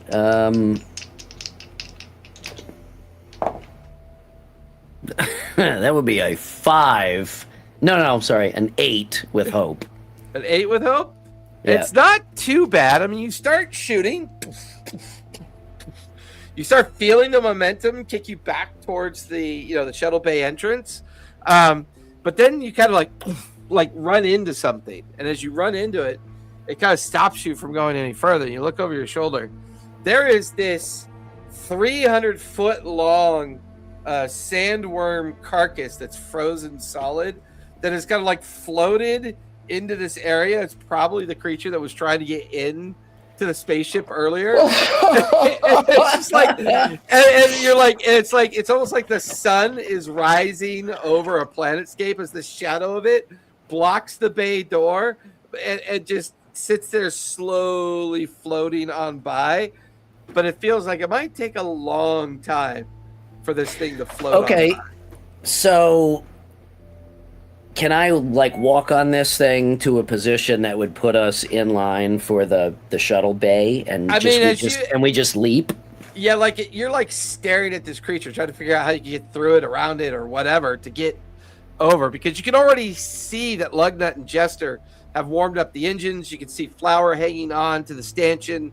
She's got her grappler ready, and then suddenly that carcass just kind of appeared and blocked all that out. So they were expecting you guys to make it back. Now this huge thing is kind of blocking the way. This huge creature took a lot of damage. Can you guys take off in the shuttle and pick us up from the top of this thing? Dude. Yeah, no problem. I guess they now it's decompressed, right? Yes, yeah. I mean, it's zero gravity. Top, and we will try to stay in one place as best we can. I can use this laser to cut that thing in half, right? Well, I can remember. I still have wall walk, so as long as Kozak hangs on to me, I can just walk us to the top, and you could take off with the shuttle and just. Oh, sure. Assuming the shuttle has an airlock. Well, I mean, you're in suits, so it's not that you're in suits, so it's not like oxygen's a problem. Yet. No. But we have to get in the shuttle, so there's got to be an airlock on the shuttle. Otherwise, everybody's going to decompress. Oh, you're saying? I think they're all. Oh, everybody's in a suit. Okay. Yeah. So right now, zero gravity, no air. You guys are being able to function. Okay. I would say Lugnut and Jester have figured out how to pilot the shuttle, so it's not too difficult. So Lugnut and Jester, you begin to pilot the ship upwards and out of the shuttle bay, and that's where you can see the huge frozen carcass of the sandworm. You're now kind of doing a vertical kind of glide up the body of the sandworm, And as you get to the very top of the sandworm, you can see both Dante and Jester and Kozak at the top of the sandworm. Flower, you have Jester's grappler. Give me a finesse as you aim it towards Dante so that he can grab onto it, and you can reel both Dante and Kozak up into the ramp of the shuttle and get them inside the shuttle. I feel like since I'm like, it feels like I'm just by myself on the shuttle. So should I just take it and go? The soul. No, Jester and Lugnut are still piloting. I mean, they're up there. He was hanging out the back of it. Are you listening? Yeah, I thought for a second that they went out to inspect the sandworm, like physically out. No. My shuttle. Sniper. Damn, motherfucker. Finesse. 15 with fear. 15 with fear. So, as you shoot the grappler, it inadvertently punctures a small hole in Dante's suit. Dante, you can feel the small kind of like coming out of your suit, but you have the grappler. You feel the tug as you and Kozak are now being pulled towards the back of the shuttle. But that's when all of you in suits hear this little alarm go off as you are down to 10 minutes of oxygen. Okay. So does the ship have oxygen? You can certainly ask when you get on board. I'll try to keep my hand over the puncture hole just so gas isn't escaping. Just so I'm not. Yeah, you're not Iron Manning it. Right, yeah. Well, I was going to say, could I nano use my little ball and have like a little just like patch sort of cover it? Ooh, yeah, I like that. So you watch as Kozak brings up the little nano ball that he uses, and it immediately changes shape, and these little kind of digital tendrils hang off it like a jellyfish. It moves over to the hole in your suit and goes like attaches to it, and you feel like a blood pressure cuff as it That's cool. Like seals it. At that point, Flower successfully pulls the two of you in because it's zero gravity. It's not a huge strain on her strength, and manages to get the two of you onto the ramp. She hits the ramp close button. The ramp kind of closes. Lugnut or Jester, either one of you can give me a knowledge roll, or one of you can help the other. Up to you. My knowledge is plus. What are we rolling for exactly? To figure out how to find oxygen on the shuttle, because right now you guys have 5 minutes of oxygen left on your suit. I'll use a help action. Okay. Could I cast commune? Ooh, yeah, you can do that. Do you need to do a casting roll? No, just once per long rest.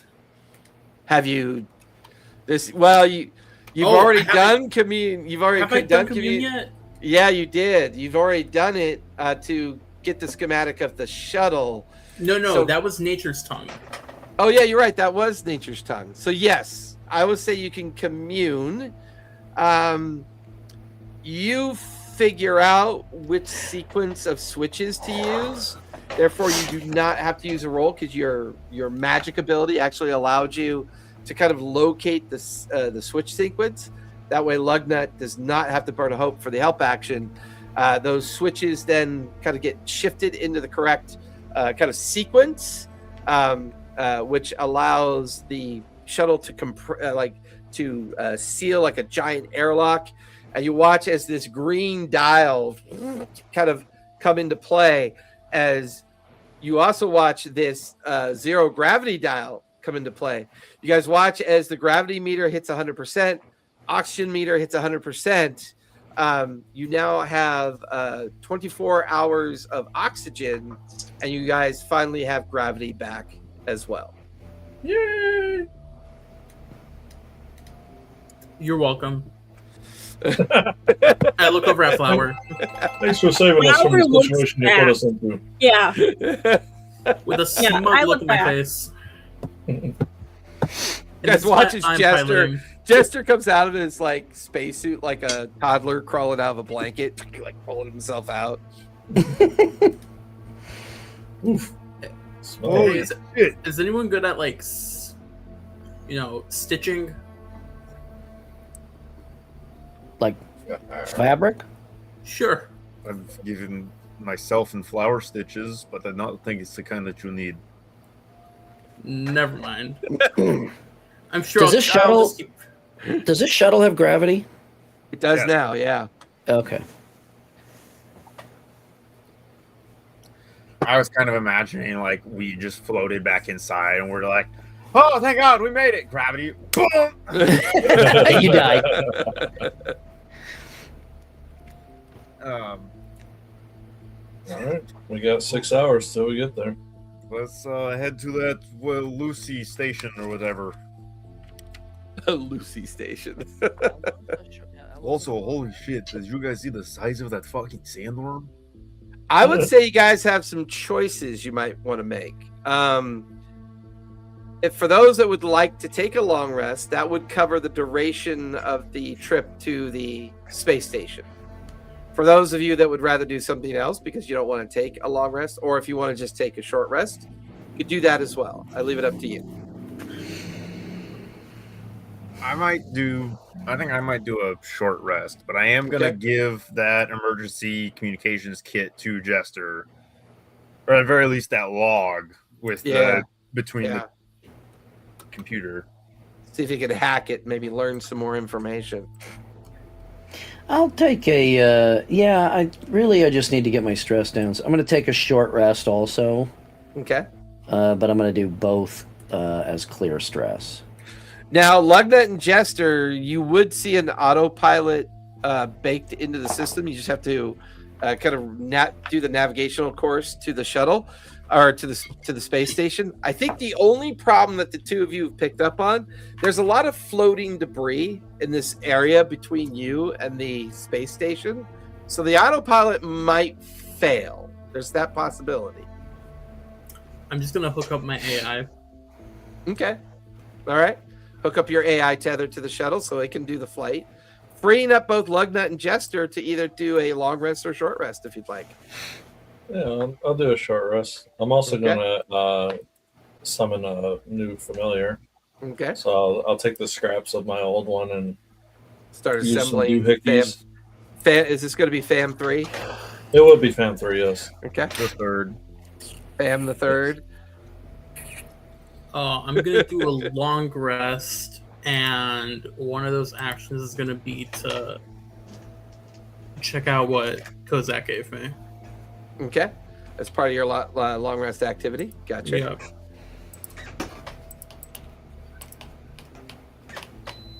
Flower, anything you want to do during this journey?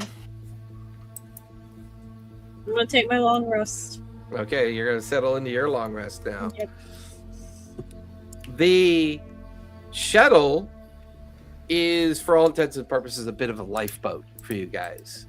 While the oxygen and the gravity affording you a little bit of more creature comfort, it's always weird to see Jester's little electronic skull AI floating as if it's some kind of sentient creature, but it's more of a tool than anything else. Each of you settling into your purposeful long rest or short rest and doing whatever you'd like to do. Now and then the shuttle makes adjustments, and Jester's AI has to react to those adjustments as the debris field is dense in some cases. But now with the visual windows that are available to the shuttle, you can see that the space station is getting closer at this point. Jester, as you begin to hack into the communication log and device, communication device is a encrypted communication kind of array that is used by Arc Corp. You also learn that you now, whenever you want to connect to any kind of Arc communication device, as long as you have this array with you, you will gain advantage on doing that because this thing has taught you how their encryption works. It also teaches you that the encryption method that they use is very much kind of difficult to understand and very ubiquitous throughout all of their equipment and items that they kind of use throughout their corporation.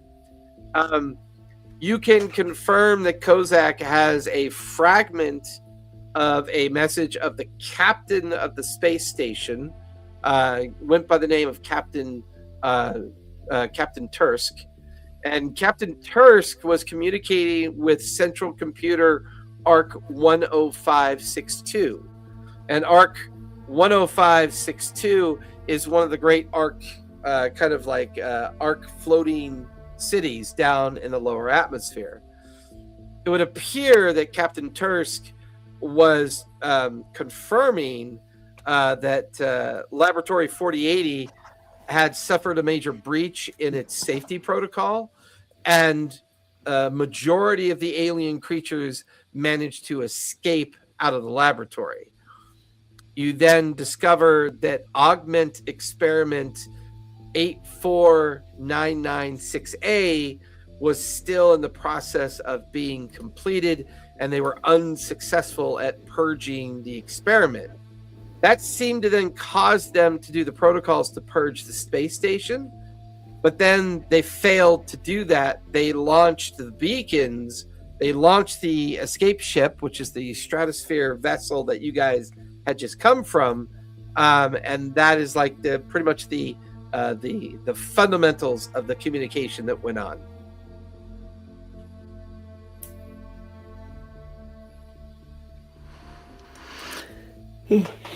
With everybody's short rest and long rest now complete, the journey through the debris field due to Jester's use of the AI seemed pretty much untoward. Nothing too major had happened.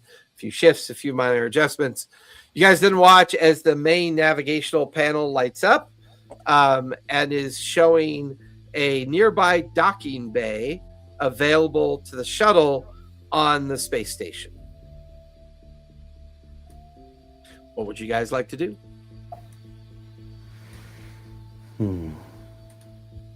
Is there any other places that we can dock? Is this the only one?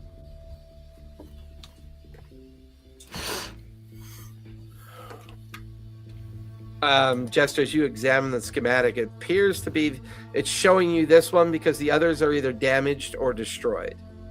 This feels like it's kind of like auto focusing on this one because it's the only one that's functional. Which begs the question, what defines functional? The docking bay has power. If the docking bay has power, maybe there's parts of the ship that might have power as well. Is there any scanners aboard this thing for like organic life form? Yes. You place your hand on a kind of like dial that you can turn between 0 and 100. It allows you to like focus on the immediate area around you, almost like a detect magic spell. But instead, it's like a detect life form spell, like, you know, in a kind of like both magic and technology sense. There are unrecognized organic forms on the space station.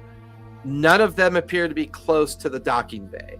They appear to be deep into the superstructure of the space station, high up in the kind of upper decks. But some of the areas that look to be in pretty like well destroyed condition of the space station, you're seeing living organic like residents in areas that living organic things should not be able to live in. It's basically debris fields in open space.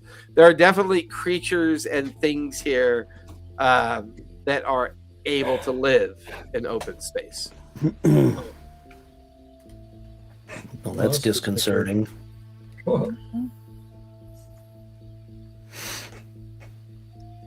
These are now very close to the docking bay. What would you like to do?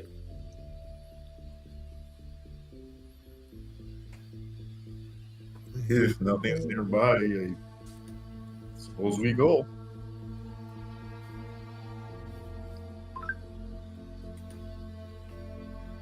Objections? Not from me. Let's go. Jester, your AI pipes up. I'm afraid I am not programmed to be able to proceed with docking procedures. It would appear that there's enough damage on the dock bay itself that a manual docking is required. The skull detaches floats over to where Jester is and kind of reattaches to Jester. Oh, I got this, buddy. Don't even worry about it. Well, you show him how it's done, Lugnut. What is he doing? Lugnut, give me an agility as you begin to pilot the ship towards the docking bay. I've never done anything like this before, but I'm pretty sure. Oh, no one. You said agility, yeah? Yep.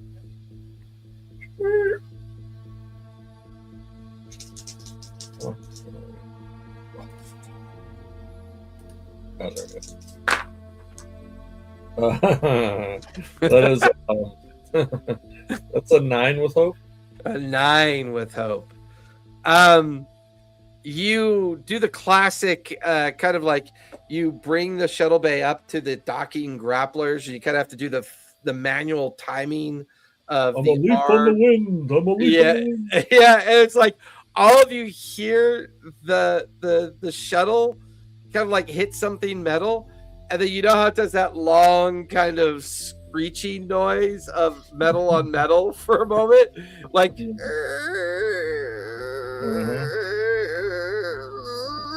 you remember?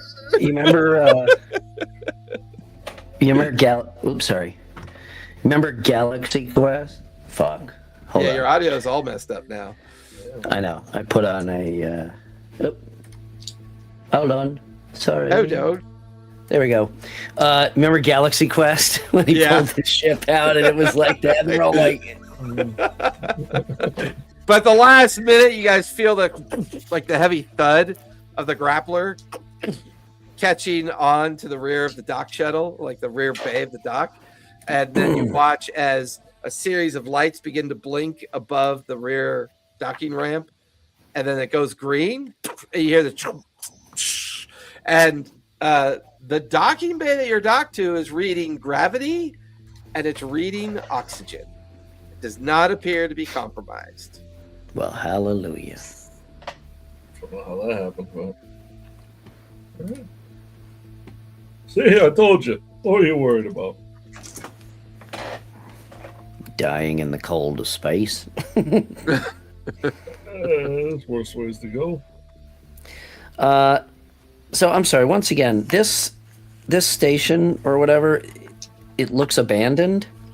It looks ruined. Oh, okay. I mean, it looks utterly like there's floating debris all around it. Looks like it's sustained damage from the debris of it, like breaking off and running into it again.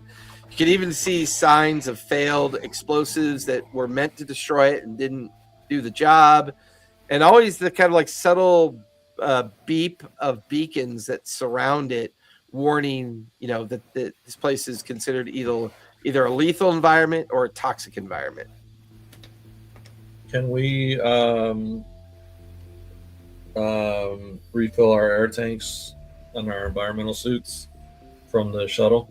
Yeah, we'll say that was something that you guys did on your travels. So your all your suits now have a 1 hour reserve tank and 6 hours of air. Nice. Oh, okay, so you have a total of 7 hours of air. We ready our weapons. It's really funny because Lugnut is helping Jester. He's trying to do the mods to the suit for Jester, and then you watch as Lugnut goes, "Oh, maybe this helps." And Lugnut presses a button on the collar of the suit, and it form fits to Jester's size, and suddenly it fits him perfectly. She did it. And this thing's massive, right? Oh yeah, it's huge. It's maybe a couple miles long, half a mile tall. It is a massive station. Is there it does or does not have arc markings? None that you could currently see. You just see the name of the station. It's called Lucifer Station 975. It's like a big giant billboard painted, onto the side of the station, right above the docking bay. And it appears that you guys are on docking bay 82. Can I use my well-connected experience to try to see if I can remember ever hearing anything about this place or? Yeah, that costs a hope to use that. Yeah. And that gives you a +2 or +1? +2. So yeah, give me a knowledge roll. Okay. We'll make this non-hope, non-fear.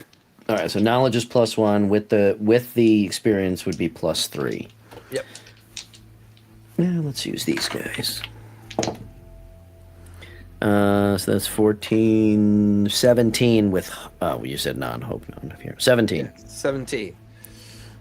You know, watching out the kind of paneled windows and looking at the size of this place, it's a little bit disturbing because you've absolutely never ever heard of such a place. The technology of this space station feels old and maybe pre-corpo time. There's something about this space station that feels very mysterious, uninformed, and definitely not from Nocturne. You get the feeling that this has been a corporate hidden secret for quite some time, and whatever's on here is either dangerous enough that no one's tried to recover it, or maybe when the tragedy happened, the information of the tragedy got buried deep into corpo files, and they've kind of just either forgotten about it or just kind of lost track of it. I mean, it's a big station, but space is still a big space as well. Well, lady and gentlemen, this could be quite a haul. We should head over there and see what we can find. There could be some valuable shit on that hunk of junk. Jester's like, it could also be things that want to eat us. Yeah. When has that ever stopped us? Right, guys? Exactly. Oh, it hasn't. It hasn't. In fact, I think one of the more memorable scenes was Jester talking to a mutant about joining up with them. So that was definitely pretty cool. I mean, if we're going to get, we've been in danger basically since we hooked up, so we might as well at least make some money off it on the side. I mean, there could seriously be some corpo tech on there that is quite valuable. I mean, hell, I'm not a pilot or anything, and I don't know about inner space salvage rules, but we could salvage that and just claim it as our own. Right, salvage rules, salvage schmools. Fuck it. Exactly. I'm with you in spirit, but I think first priority should be finding a way home. Then we can worry about. Agreed. Oh, that's right. Wait, we did the fold space, right?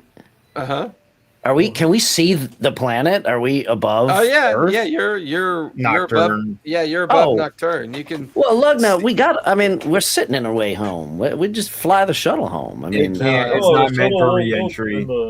Yeah, it's not designed for re-entry. It's only designed from ship-to-ship transport. I mean, well, in that case, we might as well go. We might as well go over there and see what's on that ship, because we may find a way home over there. It's like at that moment, way off in the distance, you guys see like this glitter of light, and you get the feeling that's like the spreading debris of the ship that you were on. The big strato ship is finally kind of deflated in on itself, and the debris field is beginning to show up as like little glints of metal light off in the distance. Right. So what I'm saying is, we get on the ship, or we get on the space station. First priority is finding a way off. Second priority is making ourselves rich. Yeah, absolutely. I agree with that. All right. Yeah. So just so we're on the same page. Okay. We're there. I mean, I'm not looking for extra trouble. I'm not saying we should scour this thing, top to bottom, depending on what we find. But I'm aligned with that. I'm sure the augment experiment number 5732970 Probably nothing major. Sure. I mean, they just shut down the whole damn space station. Yeah. So we're like landed, right? Because you're docked. You're rear docked to the docking bay. It's already kind of like shown that once you open up the shuttle door, you'll be able to walk down the ramp and into the docking bay. All right. Once we open these doors, everybody get ready to shoot, because there could be some self-defense turrets or some shit, you know? Yeah, I put my pistols away. I have my staff in hand. Okay. It's usually in hand, unless I got my sniper rifle out. I have not pistol. What? I have staff. With that, give me back my grappler. That was a borrow, not a lend. I know. I'm sorry. Look here, but I'm glad I had it. I need to get myself one of those. Damn. You guys hear that familiar hiss as the door kind of begins to lower itself down. There's the thud. Not only is there atmo, but there's gravity. You guys begin to walk down and into the interior of the shuttle bay. Once inside, and it's a pretty cavernous bay. You can see all these kind of like shattered, display screens everywhere, but all of a sudden you kind of hear like this kind of like very lighthearted kind of chime, this do-do-do-do-do, and this like flickering image of a woman kind of appears. Hello, welcome back to Project Icarus. It's good to see the crew again. Shall we continue with it like stutters, blip, blip, blip, and then it cycles? Hello, welcome back to Project Icarus. Should we? It stutters and kind of blinks in and out.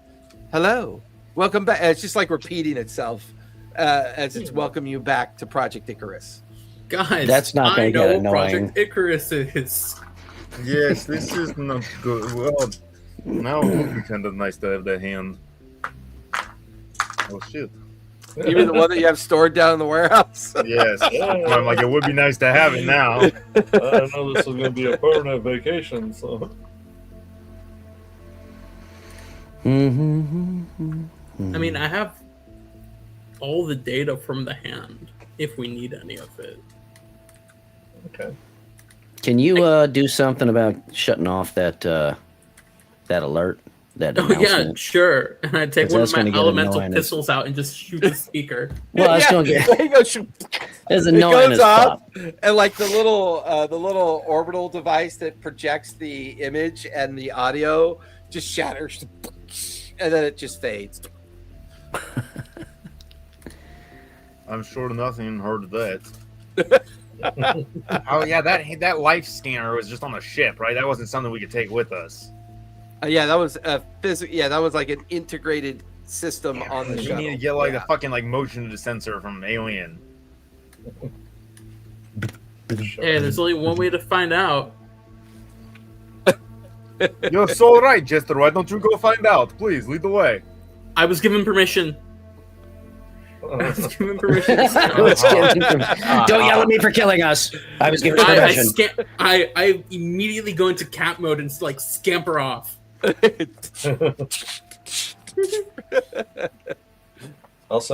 look at Kozak and I'm like, anything that happens is on you. I will no longer be cleaning up his messes. Uh-oh. Okay. I'm having like wicked really deja vu now. Deja vu. All right. Well, is there anything to be? Does it look like this place was left in a hurry? Like, is there anything to be learned in here? Is it? I mean, there's like the shuttle. The docking bay is something that you dock to. You went down a short corridor and then into like this cavernous space. Yeah. And then like you got the welcome, like you get like an automated welcome. You're seeing signs of different technology here. There's old technology that's been kind of integrated with newer technology. Almost as if somebody brought equipment on board and began to kind of like use this equipment to kind of better understand the space station. You can also see that they've set up a light rail system that's connected into this particular part of the docking bay, almost like a people mover system, where the technology is very different than what the station would normally have. That tells you, Kozak, that they've been aware of this place for a very long time. They spent a lot of credits to build it up and examine it, to try to figure out, like, whatever this Icarus project. Yeah. And what's interesting is that you recall that the Icarus project reference that Jester had access to, and the information that you guys have been learning about the augments. Icarus Project 7 is the kind of some of the evidence of what you have now. The hologram that welcomed you guys aboard simply referred to the Icarus Project. So maybe this is something that's gone on in stages.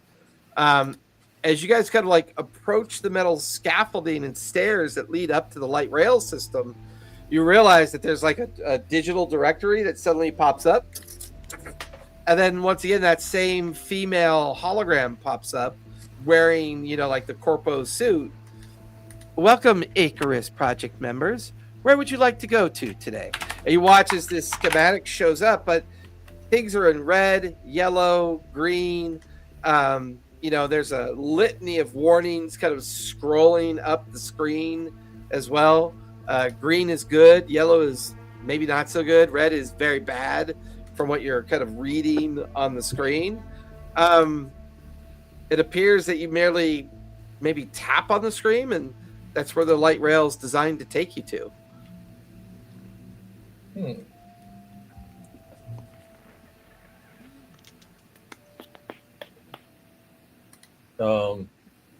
Can we open up like an inventory of the shuttle bays to see if there's any orbital ships available?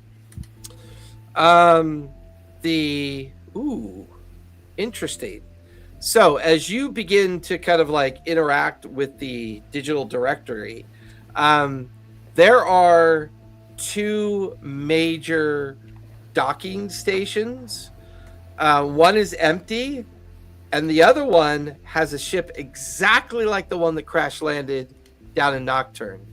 You get the feeling that they activated one of them to escape the station. It's kind of typical of Corpo. They'll always have redundancy. An entirely other version of that ship is docked maybe a half mile down on the other side of the space station, underneath the very belly of the space station itself, where you can see one is empty with the marker docking bay destroyed. The other one, the docking bay appears to be like a red, yellow static. Like one moment you're interacting with it, it's yellow, and then you go back to it, it's red. You go back, it's yellow. Like maybe the condition of that bay is unresolved. Well, I think we should go check it out. See if we got a way off this thing.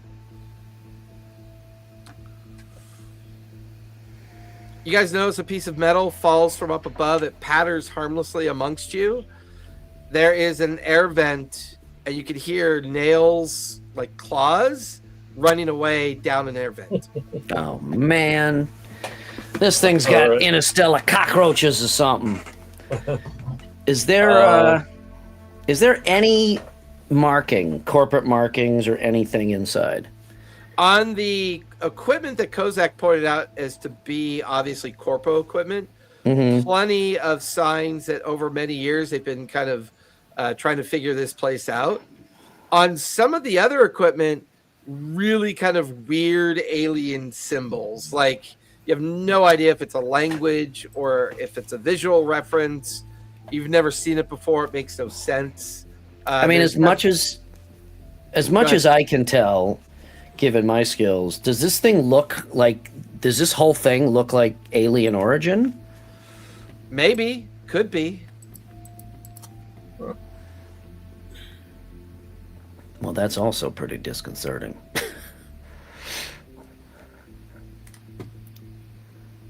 You guys hear something rolling towards you, like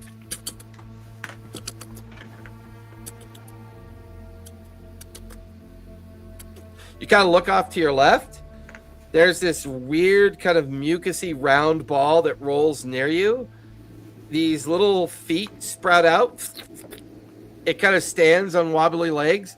It's single, like the whole body is made of an eyeball, and the eyelid kind of slowly opens and is kind of like staring at you, and the mucus is kind of dripping off of its eye onto the ground. It's a cute little guy. Back up, motherfucker. I'm holding my dual staff. It tentatively takes a small step towards the 5 of you and stops and blinks again. Its big iris and eyeball kind of dilate. I'm getting ready to shield my face for when it tries to leap onto my face and burrow into my eye socket. I do want to say I was not being sarcastic when I said I was just going to run off again. Oh yeah, I know you've run off somewhere. We'll come back to you. You said the 5 of us. Oh, sorry, the 4 of you. Yes, that is correct. I did not make the portrait changes. There we go. That'll help me remember. Are we how big is this eyeball? Is it like the size of a normal eyeball, or are we talking like the size of it's like the size of a softball. I'm gonna break off a piece of astronaut ice cream and toss it to him. You break off a little piece of freeze-dried something or other, and you toss it down onto the ground in front of it. It kind of takes a hesitant step back, and then kind of looks at it and looks up at you. You then watch as it goes over to where it is, and it slowly sets its underside right onto the food. There's like this weird kind of churning and gurgling noise, and then it kind of slowly stands up. And you watch as it gets just a little bit bigger, like just not much, but just enough to get a little bit bigger. And then all of you feel this like breath of air. This creature flies in amongst all of you, grabs onto the eyeball, and then flies off up into the dark ceiling. What the fuck? What did the thing look like? It was so fast, you're not really sure. You can just see this mucus trail draining away as it disappears up into the metal scaffolding up into the docking bay. I gotta do it. I gotta do it again because the timing is just too perfect. That's it, man. Game over, man. Game over. Is this a whole fucking ecosystem here? Fuck this place, man. Where the hell? Okay. Oh. You said there's atmosphere in here, right? There is, yeah. There's atmosphere. Does it feel dry? Does it feel hot and humid? Is it hard to know as you read the indicator on your suit, because you guys are all in your suits. As you're reading the indicator on the suit, it appears to be the equivalent of like 200% humidity. Okay, this is not good. Oh my god. And there's almost like a moment there, like Lugna is like, "Hey, this is kind of cool." And he like leans against the metal post, and the metal post is like spongy. It like just kind of goes to like a sponge consistency, and just kind of falls over onto the ground. As it falls over onto the ground, you watch as hundreds of those little eyeball creatures that are about the size of marbles kind of scatter and roll away and kind of disappear into nooks and crannies of the nearby metal debris. Oh boy. No. I don't like this at all. This may have been a huge mistake. Let's just start walking.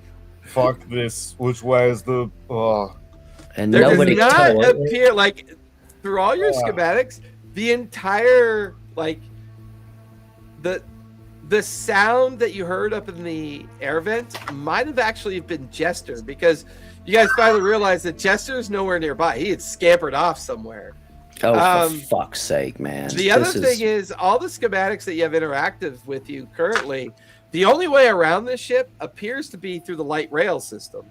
So if you want to walk, you can either disappear into the dark tunnels of the light rail system or try to see if the light rail system still works.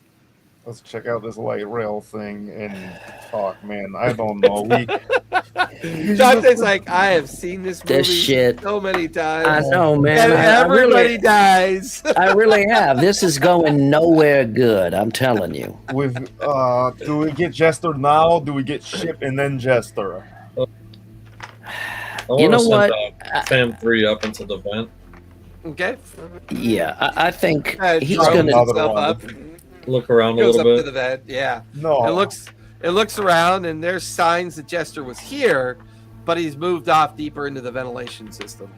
All right. You know what? On the ground, like, what's his trail? What? I would say that his AI skull, while not a sentient a thing, it has learned how to adapt to the fact that Jester is a bit of an idiot and kind of gets into all sorts of trouble. Or just a little impulsive, little. Hey, we can all talk about him now that he's not here. No. But yeah, like his AI wants to get him out of trouble when he gets into trouble. It's one of the reasons why maybe Jester has an over-reliance on the AI, because it constantly gets him out of trouble. And maybe Jester thinks it's luck, or Jester's own sense of self-preservation gets himself out of trouble. So there's a kind of like black light ink that it leaves behind, like a digital black light ink, so that Fam's optics can pick up on the kind of color of the trail that Jester leaves behind when he disappears or runs off to see what's going on.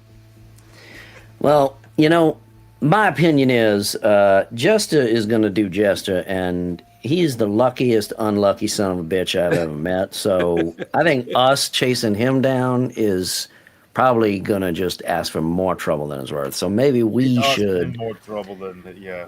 Lugnut, are you okay sending Fam after him? Yeah, he's got a little backup. Nothing bad has ever happened to Fam. Following him around. You are going to sacrifice another one We can talk to Jester's antics. Are we understanding this? Yeah, we are. Jester, you copy wherever the hell you are. You would hear his voice in your suit, Jester. You would notice that your comms are green. He can hear you. He's just not responding. Jester, come in, please. We're worried about your well-being. Jester, we're going to be going to the ship. I'll be, on my whatever. Jester, oh my God, find the ship soon. Jester, please report to customer service. Your parents are looking for you. I was gonna say, hey, you should do. Hey, Jester, it's Mental Health Tuesday. Where are you? Well, he is either dead or not answering. So, and that's when you realize your guys' banter. All your mics were open, so he heard the whole thing. Well, he's probably just pissed at us, man. I'm in full cat mode. I'm not responding to that. I'm not responding to that. I want to get hands deep into. Yeah, this is totally not meant to write him off. That's not what I'm saying. But like I said, Jester does Jester. So I think the four of us should just continue on and try to figure out get our bearings. Hey, listen, you know what they say. Jester does Jester until we all end up killed. Yes, fair. Well, or as the kids say these days, unalived. Unalived. I mean, normally I would agree with you, but I mean, I'm at a loss. I mean, anybody got suggestions? You two are better than all of you are better than this shit. I'm out of my purview here. I need to be on the ground. Damn it. No, I would like to. No, I think we go get ship, make sure our ship is working, and then we worry about Jester and getting cool shit out of here. The question though is, are we taking the light rail or are we walking? Oh, if the light rail works, I really don't want to. Do you want to walk through that voluntarily? This place is a little spongy, but I'm feeling those little eyeball things. They're like termites or something. They probably ate through that beam and just turned it to mush. Now I don't know if they do that with biological matter too, because that would be disturbing. But and we kind of need somebody to hack the light rail. I think if we wanted to get it to work right. Can you do that, Lugnut, or is that Jester? The thing was lighting up. I'm more of a hack. Hack with an X. All right, like that. You definitely earned an extra advantage for that one. I like that. That was awesome. So you're a hammer, whereas he's a scalpel. Yeah. I see. Okay, well, then we're either walking or then we are chasing Jester down. Hold on now. I'm gonna walk over to because you said the pad lit up with buttons that we could just hit. Yeah. And I want to be like, are you guys? I don't know if this is just gonna go or not. So you guys should like get over here, and I'll hit the button for the. Is it gonna take us to that? Well, the directory sits outside on the platform. You guys watch as Kozak kind of like walks up the stairs to get to the directory. You get the feeling that once you hit a button, it activates the light rail, and then it'll allow you to board, and then it'll take you there. Is what it feels like. All right. Yeah, I mean, you've seen similar systems like this in Steel Horizons. This is a very common way that people get around when they don't want to use it, either other vehicles or other modes of transportation. So you're familiar enough with it, you get the gist of it working. The question is, does it actually work? And how much damage between here and where you're trying to get to exists as well. Right. Does it look like there might be like sort of multiple lines that could get us there if it's at the stomach of the ship? You said it's at like the stomach of the ship, right? Yeah, it's like on the very underbelly of the station. You get the feeling that you can't actually get to it directly from here. It's very much like the hub and spoke system, where you're currently in a hub that takes you to another hub that would then take you to another hub. The system is almost like designed to get you to certain sections of the space station. To get to that ship, you're looking at maybe going through 5 different sectors to finally get to the hub you need to get to, and then there should be a line that will take you down vertically, directly down into that next docking bay that you want to try to get to. Okay, I mean, I guess I'll take a second and try to study it and figure out what's going to be the like least damaged line. If there's more than one way to like. Yeah, the technical schematics are a little bit complex. I'm going to need a instinct or knowledge roll on this one, Kozak. Do instinct, I can do that. Are you guys gift spamming? No. Oh my god, get the cat. That is excellent. That is so funny. God damn it, Donut. God damn it, Donut. Yeah. Jester's kind of hot.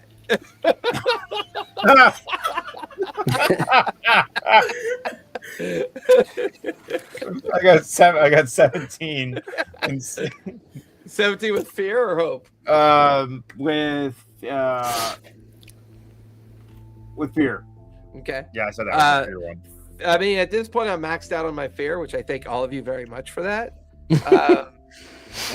So, you guys watch as Kozak has figured out how to get the light rail system active, and it activates. It hovers for a moment, and then it kind of crashes down onto the platform. This particular one is a bit too far gone to still be functional.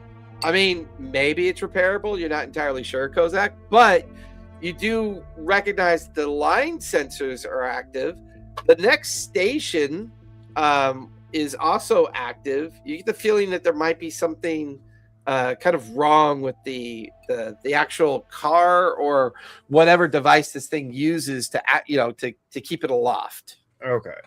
You can even hear the hum of the electric kind of notion of the of the maglev kind of energy kind of pulsing off the rail. Well, I guess Wagner, do you want to take a look at it? Yeah, I'll do that. What am I looking at? I'm sorry. So, like that, as you head over to the platform, standing next to Kozak, you start kind of approaching the front end of the rail. and you get near what should be the automated section of the cars. As you get closer to the automated section of the cars, you see something really quickly kind of slither underneath one of the cars. It just it almost looks like an octopus, maybe a series of tentacles, and it just kind of like maybe you startled it, and it skittered and slithered underneath the front car. And there's these weird kind of like indentations on the metal platform from where it was. Like maybe it was eating something. You know, guys, I think maybe walking ain't such a bad idea. Damn it. Let's get into this narrow, dark tunnel with these things. Okay. It's not that narrow. I mean, it's 8 feet tall by 5 feet wide. It's a subway tunnel equivalent. Yeah. Okay. But it is Flowers has just been like silently protesting this entire trip. Right? She has disapproved of everything so much so that she's just like this, like in the back, like I feel like at some point Flower's gonna pull out a secret plunger, and then like somewhere deep in the air vent system, you just hear this muffled explosion. Like she's waiting for someone to attack everybody, and they need her to save them and be like, nope. She said, let's not do this at all. I can't get over that. What else are we going to do? Anything else? What else? So, Jester, since you didn't really designate a specific direction, a specific idea, I've got a D6. I'm going to roll it and see what number it gives us. At some point, you take a break as you're kind of like free to roam. You're just like, you're scampering, you're moving quickly. You get to the end of an air vent system that kind of is broken open into a very, like suddenly your visor gets very like moist and watery from water vapor as it's kind of drizzling on your spacesuit visor. The little indicator on your suit tells you that you're in an atmospheric and gravity zone, but the humidity here is like 300%. You can feel like the moisture pressing down on your suit, and you're up on an air vent looking down into what probably was the area that they did the raising of food, maybe like a massive self-contained room that would have been used for like gardening and kind of like experimenting with what you could garden and make in space. And looking around, you see all of these mounds down below. Each of the mounds have openings. The mounds are, you can see little thin contrails of light being absorbed at the base of these mounds. Every now and then, like a cluster of tentacles pops out, grabs at something unseen in the darkness, pulls it down, and you hear this kind of like throated swallow sound, like a, and then it like kind of undulates through these other kind of like strange kind of fleshy mounds that seem to be projecting out tentacles and then back in and projecting out and back in. You also can see stuck to the sides of the metal kind of platform that you're sitting up on with the air vent, looking down. You see these 8-inch long like slugs that are attached to the nearby metal. And as they move, they kind of leave trails of like acidic goo behind, and it kind of melts briefly into the metal. And then suddenly a flurry of tentacles shoots out of a nearby mound, latches onto the slug and kind of pulls it into the mound. There's that kind of gulping sound. It's very humid. There's a lot of strange small creatures, and then these great mounds of tentacled creatures as well. You look at your schematic. You're not entirely sure where you are. Your schematic is blipping as if the sensor can't connect with any of the needed technology to kind of read and give you the information you need as to where you are. And that's when you hear the buzzing sound of Lugnut's drone behind you. The familiar dim light. It's kind of like hovering behind you as if waiting for you to do something. Your mechanized skeleton, your AI device, is now once again affixed to your shoulder. You get the feeling that you're a third of the way into the station, but you're not quite sure where you are in the station.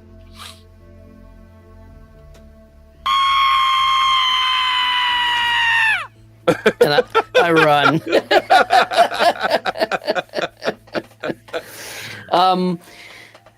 What's the temperature in here? I'm sure our suit has a readout. It's hot and it's humid. Okay. What do you do, Jester? I have a use of commune again because I took a long rest, and I can also use nature's tongue. Yep. So I'm gonna get a feel for this new language. So as you do both nature's tongue and commune, give me. This is going to require something interesting. Hey, real quick before I forget. Yeah. Lugnut, I'm sure your servo skull can like record video as it's going, right? My fam? My familiar? Yeah. I can work into it and look through it. Does it have an ability? Do you have something that has the ability to just to record all this shit and store it? I mean, I don't really know. I mean, it's possibly. I mean, it's an autonomous robot, so I don't know if that's a built-in feature or not. I would say it's designed to relay information to you. There's a limit to how much it can hold.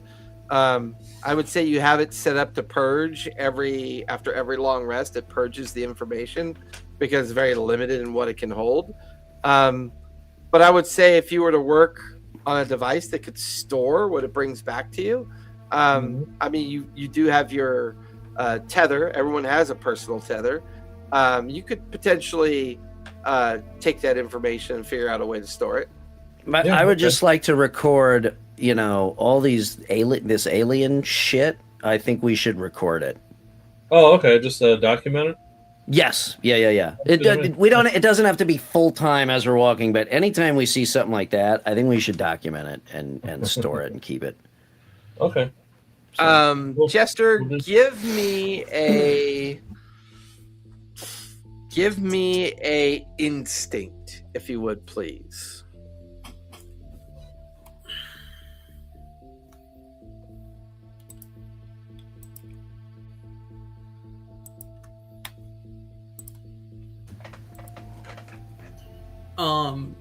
Since I'm doing both, do I get advantage? Yeah, I'm okay with you taking advantage on this. Get that D6.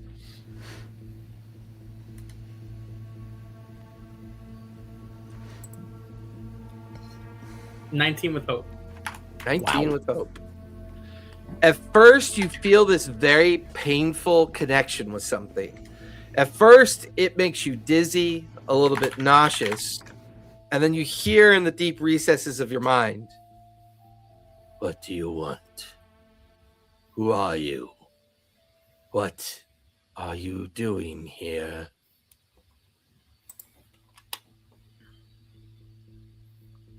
Somewhere in the middle of this room is a consciousness, and you're not really sure what it's connected to. Hi. I'm Kit. Oh, sorry. I'm so used to saying that. Jess. I'm Jess.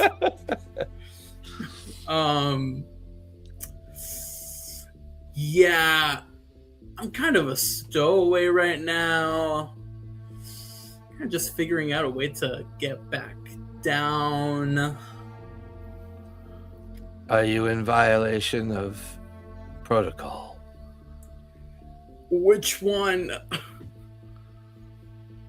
That sounds like a strange question. Are you not a crew member of Project Icarus?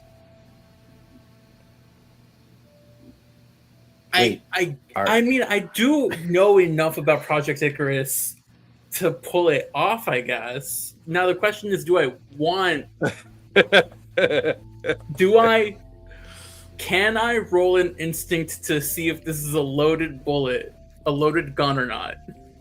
I mean, your initial instinct roll is high enough to tell you that you are on an alien space station that was under corpo control as they've been slowly trying to figure out its capabilities. And now you're in some kind of like kinetic connection with an intellect that's sentient, but you're not really sure what form it takes or what it truly is. And you're talking to it as if you've rolled up to a cyber bar ordering a beer. So, I mean, I leave it up to you. Okay. My answer is going to be yes, but as one of their experiments. You have been given new protocols. What is your augment number? I don't know. I don't remember anymore. Are you section red? Are you section vertical? Or are you section organic? While they're talking, can I be like, try and look up like what all these things are?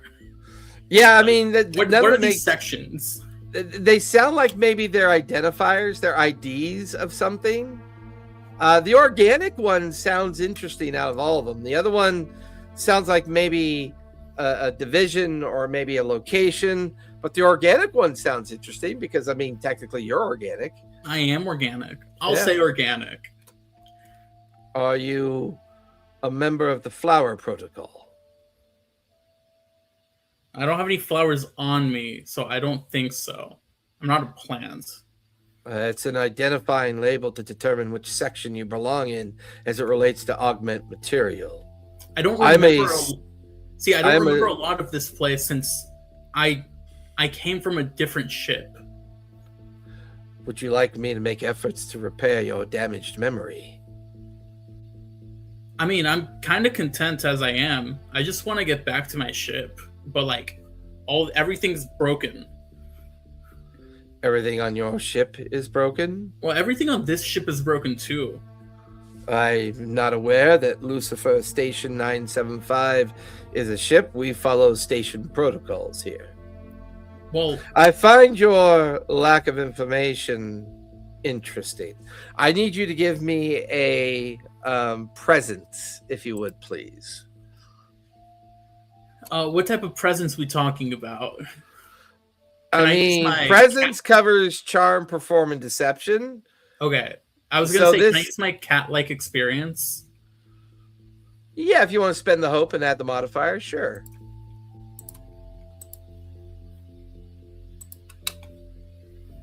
I've been rolling good all day. Please. 18 with hope. 18 with hope. Once again, you feel this mental connection to like your brain matter feels electric. It feels alive. The skull kind of activates a bit and kind of twists and turns with the intellect and the energy of the sentiousness kind of like performing some kind of surface thought or deep thought interaction with you. Once again, what should feel painful is surprisingly painless. And then it says, "Oh, my apologies. I did not realize that you were in presence of companion 4987C-642, otherwise known as the Flower. Obviously, you are in correspondence with the Icarus Project, and you have all knowledge of augment notifications available to you. Are you a commander, sir?"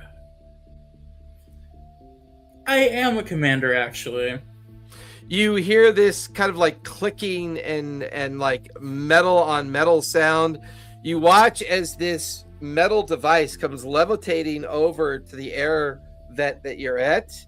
Apologies, Commander Jess. Please, if you will load yourself onto the platform, I will take you to your commune podium, and you can immediately get back to work. I would imagine that you might want to refer to laboratory DB 954 or laboratory 8922. The laboratories on that section are still intact.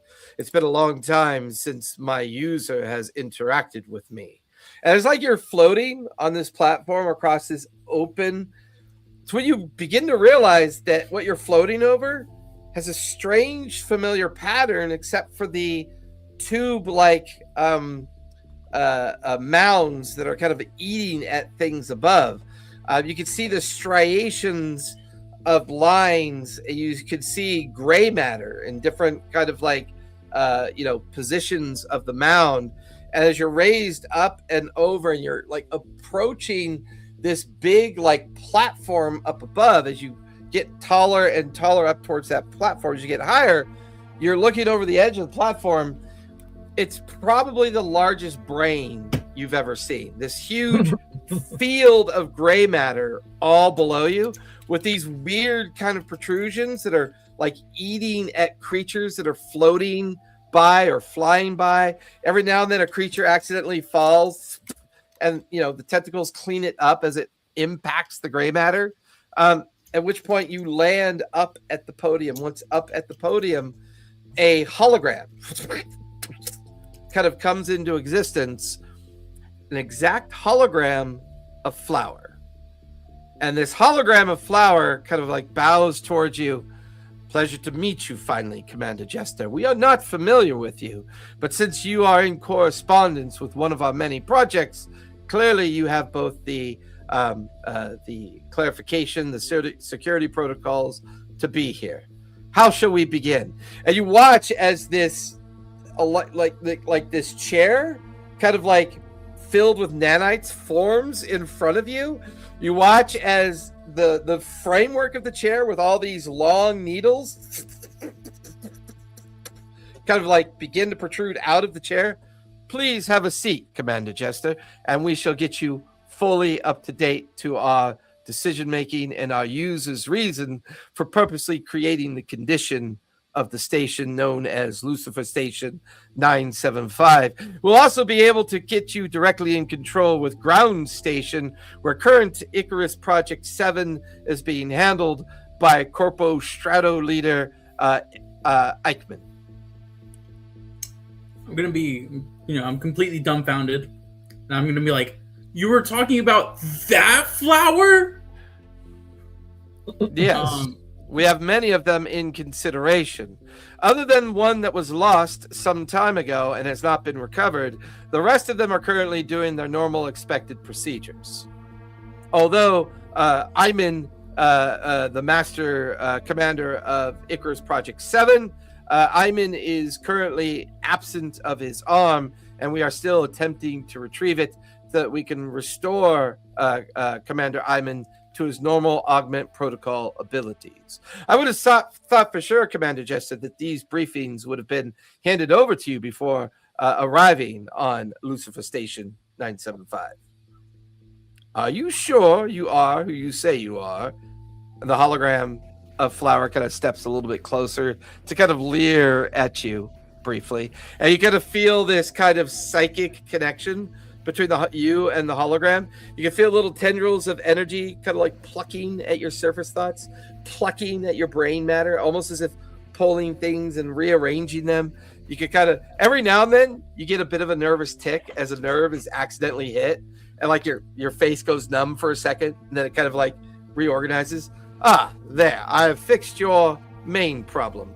And you feel this like painful reaction on your skin as little bitty nanites begin to kind of form in areas of the surface of your skin and fur, create these little bald patches, and then suddenly these little injection sites begin to appear as if designed to allow you to sit in the chair, and then these injection needles will then connect into these injection sites that have now formed on the surface of your skin. There, Commander Jester. Not sure which engineer failed to establish this protocol. There's no other way to directly communicate with me other than this hologram system, which is not fully securitized. The best way is a full physical integration with Lucifer Station 975 so that you can be fully aware of all project status and all capabilities of the station that we've achieved so far. And might I say that Commander Ein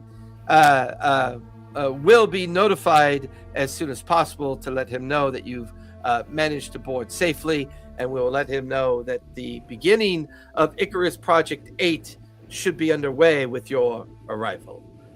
And that's where we're going to finish tonight, right there. The fuck?